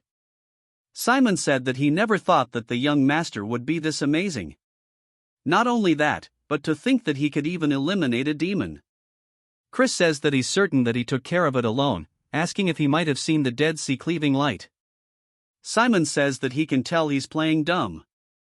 After having gone to the cave, even the demonkin's corpse was completely annihilated, leaving no trace. And that it was not a reverse summoning, for it to be completely vaporized inside the cave. He's impressed by his skills, and he wants him to explain how he did it, as he should understand what he's saying since it will all be reported to the Elder Clan head. Chris asks why he should reveal his trump card. Simon reminds him that this will be reported to the Elder, and Chris says that if he were the Elder Clan head instead of a little nerd who answers every question, he would be like a predator who keeps their claws hidden to the very end. Simon looks surprised, saying that he surely is an interesting person. And Chris asks if he's not going to apologize. Simon asks what for, and Chris says it's normally difficult to differentiate between a reverse summoning and annihilation just using traces. That's why the Count misunderstood it to be reverse summoning. However, there must be a reason he believes it to be the opposite, and it's simple once he thinks about it, and that is because he was the summoner himself. And a demonkin summoning case where a member of the clan almost died would sure be some crazy news and might even be overheard by the Elder Clan head. Simon says that he will take responsibility, and Chris decides to keep it a secret. Instead, he should remember this, and that he owes him a big favor. Simon looks surprised, asking if this is a deal, and Chris says that it would be great if that's how he decided to understand it. Simon says that this is understood and he won't forget this mercy that he's shown him, and it was great meeting him today. He hopes to see him again soon, and he'll be counting down the days until he arrives at the main clan. Chris explains that Simon is a person who will have an important role to play during the Age of Destruction. Therefore, he absolutely needs to form a connection in order to change the future. We see Chris's luggage floating through the air as Mary says that she's finished the preparations to return home. He tells her good work, and Alrose opens the door and peers in, asking if he's leaving now. Chris reminds him to use his title, and Alrose asks what he means. Chris says that he let it slide yesterday in front of the Count, but a promise is a promise, and that he has to call him Big Bro from now on. Alrose says that he already told him he's 2 years older than he is, and Chris asks if he has something he wanted to say. Alrose says that he came to warn him. He said that they were all a family, and after hearing that, he felt that it wasn't right to do this to family and to be careful as he's already aware, but the one that was most against his attendance of the sacred dark rite was young Master Loin. He should know that even 2 stars are not of the same level between the main families and branch families. The greatest elixir, the ultimate techniques of the main family, and blessings of dark magic, the starting line for direct descendants is much further ahead than where they of the branch families begin. He's going to be easy pickings. Chris smiles, saying that he'll give him a warning as well and calls him Little Bro. He tells him not to participate in the upcoming sacred dark rite as he's saying this for his own good. Alrose says that he was only saying this out of worry and he's not letting him monopolize the pure dark energy. Chris tells him to keep this in mind no matter who his opponents are, they'll come to regret facing him in the sacred dark rite. Alrose starts to get pissed, and Chris tells Mary it's time to go. He tells Alrose to think about it and not to regret it later. He heads back to the house of Count Khazar. We see them going to find his brother but only being informed that he left for the training cave immediately. Upon returning, the butler says that he wished to train alone until the sacred dark rite.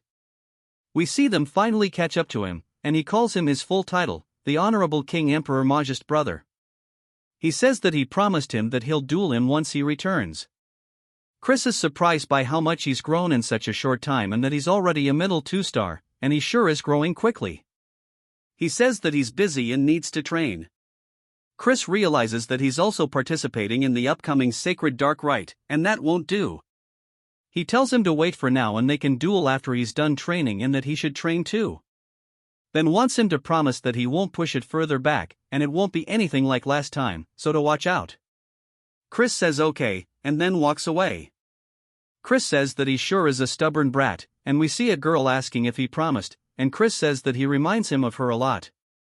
In the training area, we see Chris sitting in his bed looking down at the black pill thinking about it. He says he is half a month until the rite, and he starts to chomp into it. He says this tastes like straight ass. Then he lays down starting to actually try his best to absorb it as it floats through his pathways. He says it's more turbulent than he expected.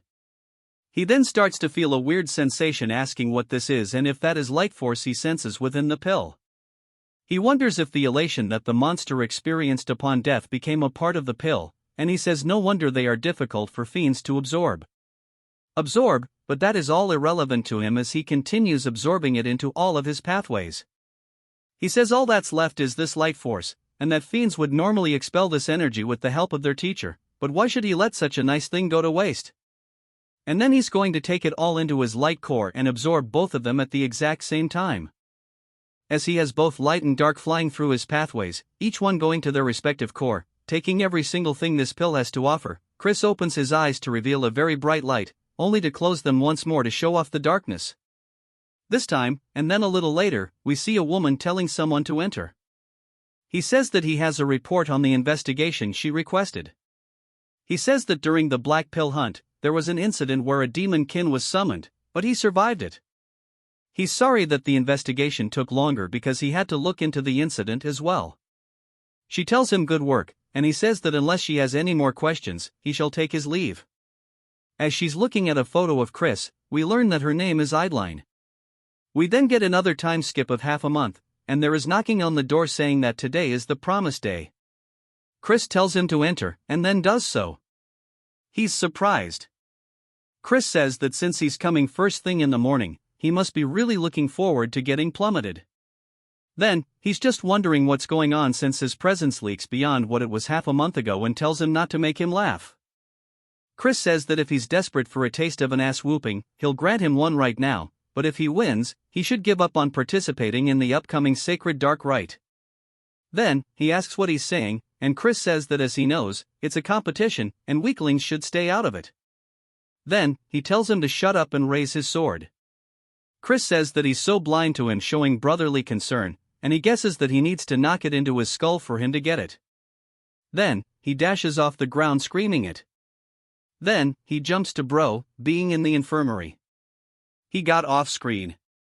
Their father says that Chris went overboard and that the healer said that he'll be in bed rest for half a month. He guesses then we'll have no choice but to wait for the next rite.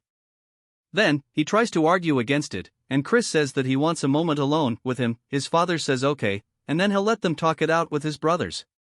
After he leaves, Chris approaches the bed, asking what he's pouting about and not to whine like a baby when he's the one who asked for the fight. Then, he says that he must truly dislike seeing him grow as he mocks him and looks down on his achievements. Now, he's deliberately injuring him so he can't participate in the sacred rite. Chris says that he's going to cry at this rate, and he thinks that they aren't on the same page. Here, he did that in hopes of him becoming stronger for him. If they compete against each other in the rite, he will forever lose his chance to obtain pure dark energy, and he needs to be rough because of how stubborn he is. Asking if he understands, but most importantly, pure dark energy doesn't suit him. Then, he asks what he means, and Chris says that his best suited energy is gray. Dark energy instead. We learn that just like how the power of light divides into various types, there are also a variety of dark energies. Pure dark energy is the highest attribute of all dark energies. Right below it is a gray dark energy, a type suited for curse magic. He says surely he's found it easier to master curse magic than swordsmanship.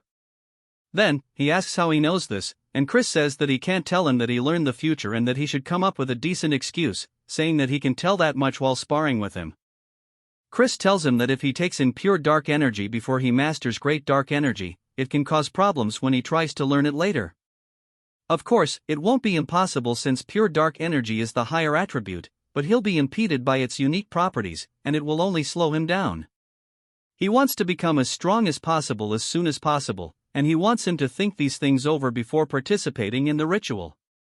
This is his sincere advice to him as an older brother rooting for his younger brother's growth. Then, looks super touched, and then Chris gives him a gift. He sees it and recognizes it as an ash pill. Asking why he's giving him such a valuable item, Chris says that's because he's his little brother. Asking what other reasons he needs, he already ate something better anyway. Then, even starts to tear up and damn, this is just way too wholesome. He says, if he was capable of changing like this, he wonders why he acted like a turd. Even when their mother was on her deathbed, and if he knows how much heartache their mother suffered through because of him. Chris stares at him and sits down beside him, saying that he didn't understand it back then. It then jumps to later as the carriages come to a stop. Chris exits, saying that he needs a good stretch, asking how far they traveled since his whole body aches. He asks if it would hurt for them to open the warp gate, and he can't believe they're being this petty. This is going to change once he becomes the clan head. Mary then flies in, saying that she can't believe they're going on a date with just the two of them. Also, that this is making her heart go crazy. He says that she doesn't even have a heart, and he explains that because the main family limited him to bring in one companion, he can only come with Mary since she's attached to him due to their pact. He sees other people talking about him, and Mary says that he is already famous. We then hear Simon calling him the young master, and everybody else is surprised as they recognize him and they ask what the head butler is doing the greeting. The good-for-nothing Simon says that it's only been half a month, but he's managed to grow so much more. Chris asks if the elder clan head, Aid, has nothing better to do with his time. Simon says nonsense as he is here on his orders specifically, and that the elder clan head would like to meet him personally. Simon says that he doesn't even seem surprised, asking if he was expecting this. Chris says that no, he actually was surprised, but Simon says that's not what he saw. It then jumps to the clan head's room, and Simon says that he's brought him the clan head. The clan head says good and tells Chris that it's been a while. As we see Marion with him too, Chris starts to feel a very powerful gaze, saying that this presence is dominating and he can barely stand from the pressure alone. And for him to exude such dark energy despite knowing that someone of his level can't withstand it is pretty crazy. His hands start shaking, and he lowers his head, greeting the Duke. The Duke asks if he was not surprised by the sudden meeting with him, and Chris says that he expected him to call him the Duke. The Duke asks why, and Chris says that it's because a new star has appeared in the clan. The Duke laughs, saying that's correct. Neither Marion nor Simon could hold back their compliments, and yet he can't quite tell if he should have any expectations. Chris doesn't reply yet as the Duke continues, saying that no matter how great of a seed he may be, only time will tell how he will grow in the future. He could be a sapling that withers away. As soon as he sprouts above ground and Chris says that he is correct, he is still too lacking to match his expectations. The Duke asks if he's saying he won't be able to in the future, and Chris says that only time will tell if a sapling will surpass expectations and grow into a great tree, or perhaps it will even grow into an abnormality that even casts a shadow upon a great tree. At the very least, he knows he will not disappoint him. The Duke laughs once more and says that he shall have high hopes from him, and he is now excused. After he leaves, Marin asks him what he thinks, and he says that he was beyond his expectations.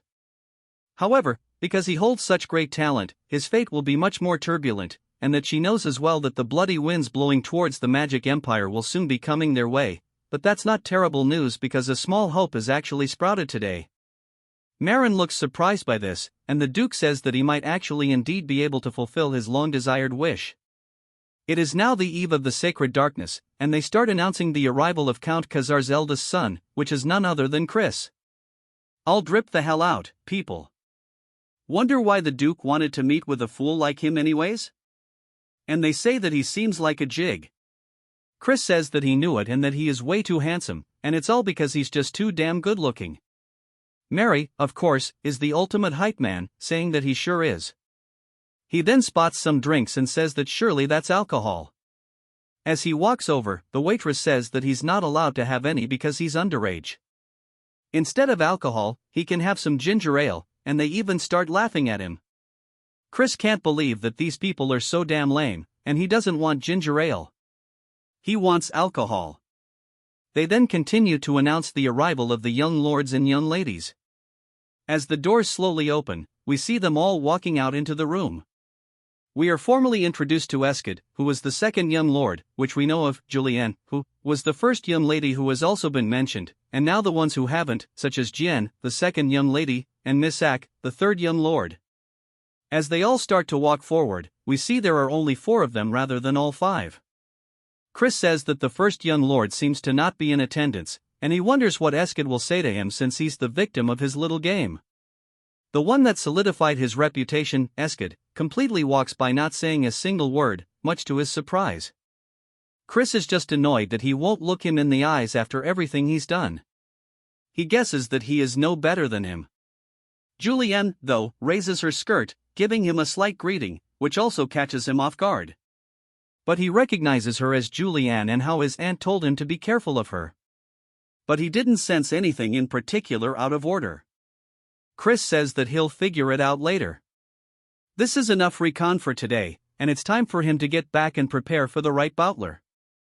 Then, a butler then appears behind him, clearing his throat, saying that his name is Flower and he is a summoner working for a young masterloin. Chris asks why that matters, and he says that he heard that someone who was unworthy will be participating in tomorrow's sacred dark rite, and he is worried that an underqualified participant might cause an accident, sullying the name of the Great Dark Clan. Chris asks if he is seriously trying to say that he's talking about him, and Flower says that he just simply has to prove that he is not. Chris then looks up towards the upper floors, and he sees Loin glaring down at him. Chris says that if he doesn't like him, he should step up himself and that they can have their little heart-to-heart during the rite. He says that he'll do it since it doesn't even sound like an inconvenience, and now he wants to see the party tricks. He says not here since he's unarmed, and Chris asks if he really expects him to use a weapon to face some rat like himself. Flower says that he will regret this, and Chris asks if he's sure since he thinks he's going to be the one to regret this. We see both Chan and Julianne staring at Chris, particularly Julianne. All of the guests start to look surprised by something, and we see what it is now. As it is, Flower is getting himself rocked by a bunch of spirits while they even start feeding Chris grapes and treating him like royalty. The guests wonder what the hell that is they are witnessing because Flower started by summoning evil spirits, but they instantly turned against their summoner with just a single gesture, and they wonder how he gained control so quickly. Chris asks if that was young Master Lo's wishes just now, and that's pretty unbecoming of a direct heir of the Dark Magic clan, and he should have just challenged him to a duel if he had any grievance. Lo says the incident has nothing to do with him. Chris says not even a fool would fall for that lie, but he'll just believe him this once. Now they can meet again during the sacred dark rite, and that he sure does find him cowardly, but he'll make sure to teach him some manners next time. It's now the day of the dark rite, as we see Chris entering straight, yawning, and looking ugly. Mode Alrose asks if he's not even the slightest bit nervous since he caused a ruckus yesterday. Chris asks why he came here, even though he warned him not to. Calling him little bro, Alrose asks how he could push back the sacred dark rite, calling him crazy. Loin then makes his way down the stairs, glaring at the rest like he's so much better than them. Chris tells him just to wait. We then hear an older person's voice as they ask if everybody's assembled. They introduce themselves as Sebastian, the vice butler in charge of the main house. He says that he shall now take them to the sacred ground where the dark rite will take place. He taps the floor with his staff, sending out some weird colors. It looks like a bad acid trip. Everybody else sees some stairs forming up underneath them and they're surprised by this. Chris says that's not exactly what it is and it might be an illusionary art that materializes an imaginary space. Sebastian starts walking down them, but he's going extremely fast and the rest start panicking, saying that he's leaving them since they're being left behind. They need to hurry as they start sticking close to him, following each and every turn. Some of the participants say this is weird and they thought they went underground, so why is there such a steep slope? Even Loin and Alrose look like they're struggling. Sebastian tells everybody to please hurry up as the ground will not support them forever and they even start falling off into the void. The other participants look nervous and Sebastian says that since they're late, he's going to be speeding up now and he starts to move even faster than he did before. A little later, even more people have fallen off and Loin says that losers should know their place and they don't deserve to be up here. We see him sweating, but then he spots Chris effortlessly glide past him and he wonders how since he's not even sweating. Chris asks him if he's really out of breath and he guesses he's all bark and no bite, saying as a direct heir he should be better than this.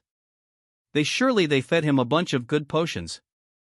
Chris says that their stupidity only made their bodies suffer, and it's a waste to run earnestly in an illusion in an illusionary space. No matter how hard he pushes himself, his stamina doesn't get drained at all. And just by twisting one spell, he can become invincible within this realm. Sebastian looks pleased, saying that he must be the young Master Christian. They finally get to where they're going, and everybody's panting, gassed out. Alrose asks why Chris isn't scathed.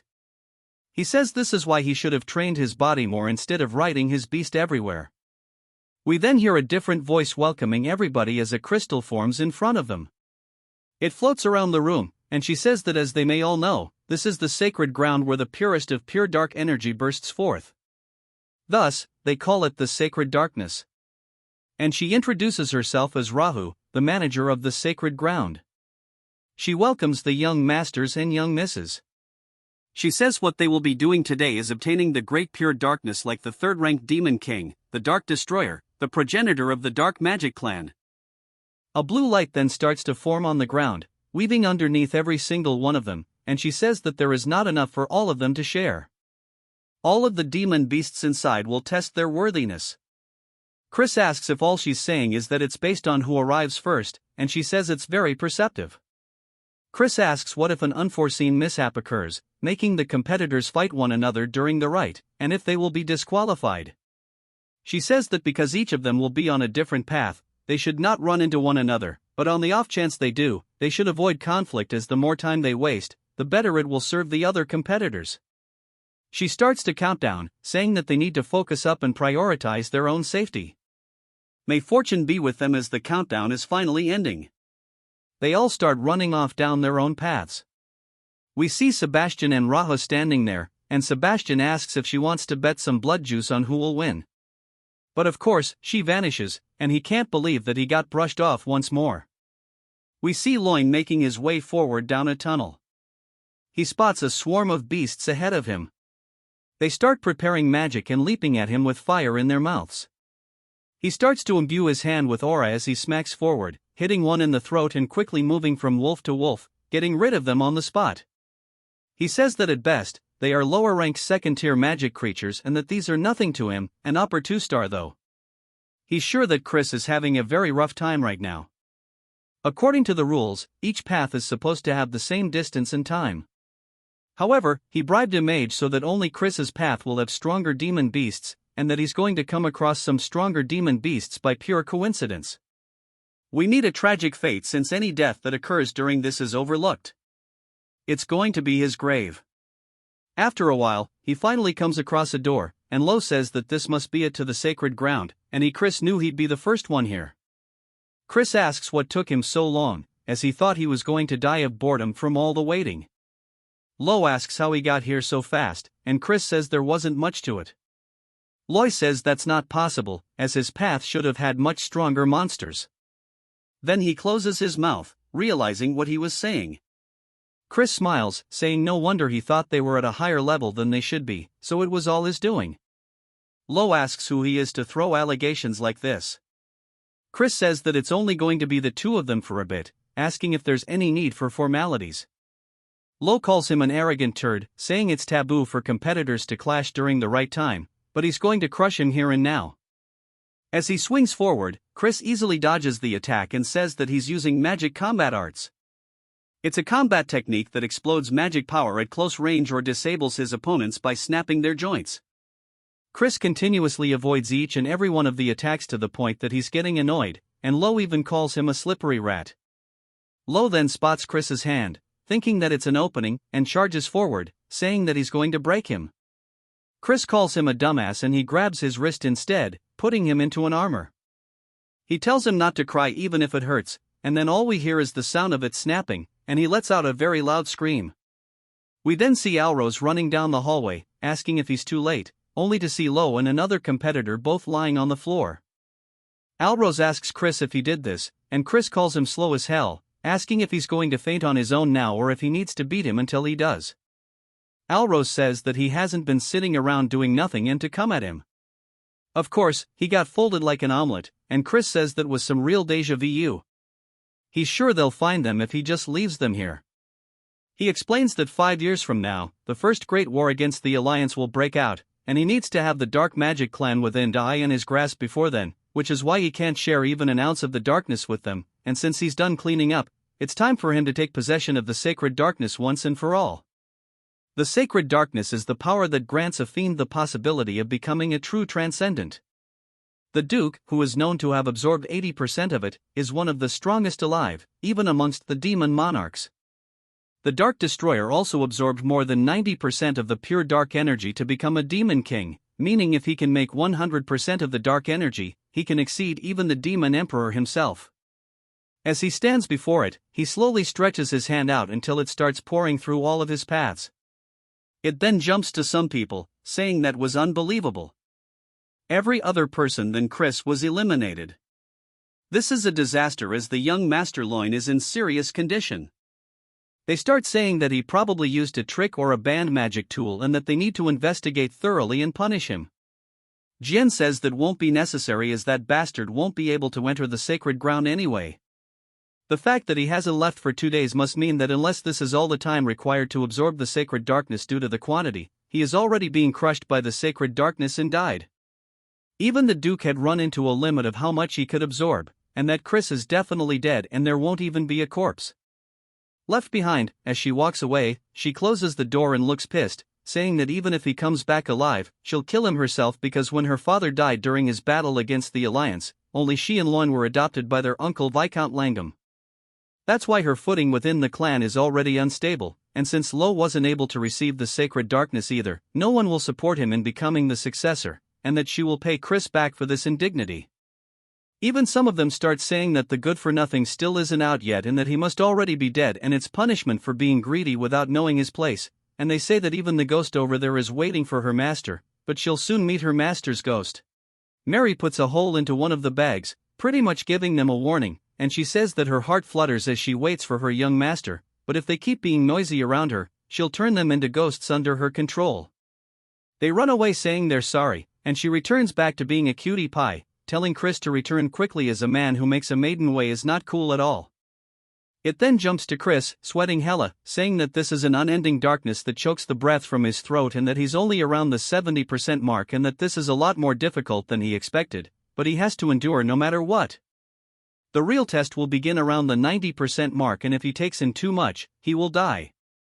Ceases his limit, his core will shatter, and he will die here before the war even starts.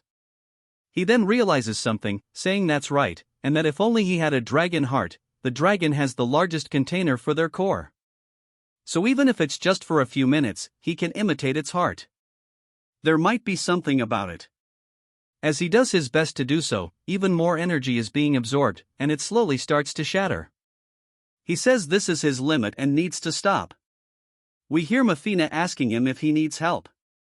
He then sees her appear in front of him in this subspace, and she's a big girl, but he is just taken aback.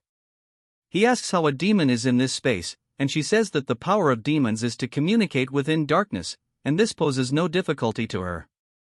And that it is possible for her to help him in this instance without any conditions. He asks why, and she laughs, saying that it's just a fleeting whim to take her hand as it will let him take in all of the sacred darkness. It then jumps to 1 week later, as the Duke is setting down his cup. He says that he would be hard-pressed to say that Chris is still alive when there has been no news at all. Marin seems confused, asking why he would be so greedy to this point. Simon says that Count Langham also agrees with him, and he wishes to close the pathway leading to the sacred ground. Soon, the Duke thinks about it and asks Simon if he will give the command. The Duke says that he is just trying to test this old man, and he asks Simon if he thinks that Reckless Child is still alive. Simon says the odds are close to 0 but that he is pretty interesting, so he doesn't actually know. The Duke thinks about it a little longer, saying 1 day and that they'll keep it open for legit just 1 more day. Marin sighs out of relief, and Simon says that he'll go spread the word. Chris's course gets overflowed by the pure dark energy, as a result his heart is paining and can explode anytime. This mommy demon tells him to grab her hand before it's too late. Instead of taking her help he stubbornly refuses. Hearing this she tells him he is extremely foolish, telling him that he should know that there is a limit beyond which humans are not permitted. Hearing this Archad gets pissed, telling him that it seems like he is forgetting something. Since they are currently in a world full of concepts. What Archad does next shocks her, as Archad starts glowing, his hair turns gray and his eyes turn red. Archad has grown red horns and transformed into a demon. What he just did now is demonization, shocking her. Looks fire, to be honest. This technique is the Mystic Clan's ultimate technique. It is a forbidden spell where a mortal temporarily transforms into a demon to bring forth explosive abilities. Although it is powerful, it is lethal to the user. In the past Lena died after casting this spell. It's probably that Fox girl who taught our Chad all info about the demon clans. If he were to remove the parts of the spell that amplify dark energy, he can use this world's dark energy to his advantage and form a bowl to collect the energy without accruing any penalties. As our Chad forms the bowl gathering the energy and slowly and steadily the dark energy starts accumulating. Since this plan worked with this container, he can collect beyond 90% purity and make all the sacred darkness his. The demon mommy is in disbelief that our Chad formed a black crescent. It's not possible that a mere mortal no different than an insect has shed his body, in order what she said that he has surpassed human limits. As he gets all classy telling her that it's because he is genius. As he exits the space he tells her that she can go on living her but she will take her leave. As he was leaving she tells him that she will see him another time. Hearing this our Chad turns around and right before the portal closes he takes out his middle finger telling her to piss off. She remains quiet for a while then figure out what he means, and starts laughing. Our Chad gets out cursing her telling her that he would be crazy to see her again, call her a raucous demon. Our Chad wonders how much time has passed. According to him it must be a week so the family must be in chaos. He undoes the demonization and says that it's time he should play a prank. After some time a butler barges into the Lord office telling him that Chris has returned. Hearing this everyone in the room is shocked telling him how it is that he is still alive. The acting head lets call him Donkey tell the minion to elaborate what happened. He says that our Chad survived with his life hanging by a thread as a result he is extremely fatigued. From what the healer said he is sensing pure dark energy but it's a mess. So it will be difficult for him to utilize the energy forward the energy. One turd curses our Chad telling him that what can they expect from a turd like our Chad and there is no way he absorbed more than 80% of the sacred darkness. The energy was wasted because of this and one fatso tells the Lord that our Chad must take responsibility of this. With a cold face he tells them that he will keep note of this and tells them to leave since the meeting is done for. After they are gone he asks someone if the report is true. He says that he observed our Chad next to a healer and it is clear that a problem had occurred with his core. Hearing this he continues to tap on the table and the old man nervously sees him being quiet. As he gets colder he tells this guy that Loin needed to become the young lord, a sacrificial lamb and the key to their plans with the poison magic clan. This crazy donkey says that their plan of eradication all with something called Jupian has been postponed. As for Chris it's unsettling that his father is paying attention to our Chad and because of him the flow of the river is disrupting. Hearing this the man keep quiet as if he needs to go to the toilet. After a few more of this annoying tapping he orders his to bring Chris down to the darkness hall the following day. He will announce Chris's coming of disposal before vassals. The next day as our Chad was summoned, he thinks that they are desperately trying to get rid of him. Since they gathered all important people here for this meeting. This donkey asks our Chad if he is aware of the sins our Chad has committed during the sacred rites. Our Chad says he is aware all while the leader is seeing a distorted core. He asks Chris to elaborate and he says that his peers are unworthy of their lineage so he should have pummeled them even more. Hearing this an ugly female wearing a suit gets angry. The donkey explains that our Chad's mistake was that even though he was able to monopolize the precious resource of the dark magic clan, he wasn't able to produce a result befitting of that privilege. Chris asks him by what measure did he use to exactly come to this conclusion. He says that a purity of 70% is a bare minimum. Our Chad asks him what sort of punishment he would befallen him if it's below 70%. This fish face says that he will not inherit any of the dark magic techniques. Additionally, he will forever be barred from entering the grounds of the main house, and his succession of the house of Count Khazar will be denied as well. Our Chad acts as if he doesn't care telling him how he is going to measure it, as it seems even he cannot fully measure it. That's when the fake Eskid raises his hand telling our Chad that he's CA help. He says that although Christian's core is in chaos, a dark energy clash should be able to measure his purity. Since he absorbs 70% of the sacred darkness, if our Chad is able to overpower him, then that would mean our Chad has achieved greater. A dark energy clash is a battle purely measure the superiority of one's dark energy against another's. In a battle purely, to measure the superiority of one's dark energy against another's. Given the same amount of dark energy, whoever possesses more pure dark energy would overpower the other in an instant. But when pure energy of similar ranks clash, the one with higher purity would be victorious. According to our Chad, it's the perfect way to destroy his core. He thinks to himself that this guy is more sinister than he had expected. Before they began, our Chad has a condition: if he were to achieve a great enough result, they must support our Chad and allow him to attempt the test of the young lord. Hearing this, a few get shocked, but his third brother agrees, telling them it doesn't matter if one is of direct bloodline or a branch family when aiming for the seat of the young lord. As the other remains quiet, he says that it's the way the magic empire for the strong to lord over the weak. As he gets onto the stage, he tells Chris that during the dark energy clash, if one doesn't have sufficient control over it, it could hurt your core. So to match his rank, he will only use dark energy of only a beginner 2-star level. As they reels their energy, our Chad tells him that he doesn't need to do that and should worry about his precious core. As he releases his energy, the turd says that hearing him speak such word makes him look forward. As they collide, our Chad instantly overpowers his 2-star dark energy. This turd is shocked because his dark energy was nullified without our Chad gathering any strength of his own. He uses the dark energy of an expert 2-star, but the results are the same. Our Chad, seeing this display, says that it's an utter disappointment. He angers him more, telling him that he was acting so high in might yet he is this weak. Because of this taunt, he releases aura. Seeing the reels, the others says that it's a 4-star dark energy. If it hits, it will shatter our Chad's core. A dragon-like energy forms around him. But another dark energy forms from the other side. A huge claw large enough to squash it forms. It's so enormous that in front of it the dragon looks like an ant. As our Chad tells this turd that during an energy clash, if one doesn't have enough control, one could hurt his core, so he should be careful, as the energy damages his core, making him scoff blood.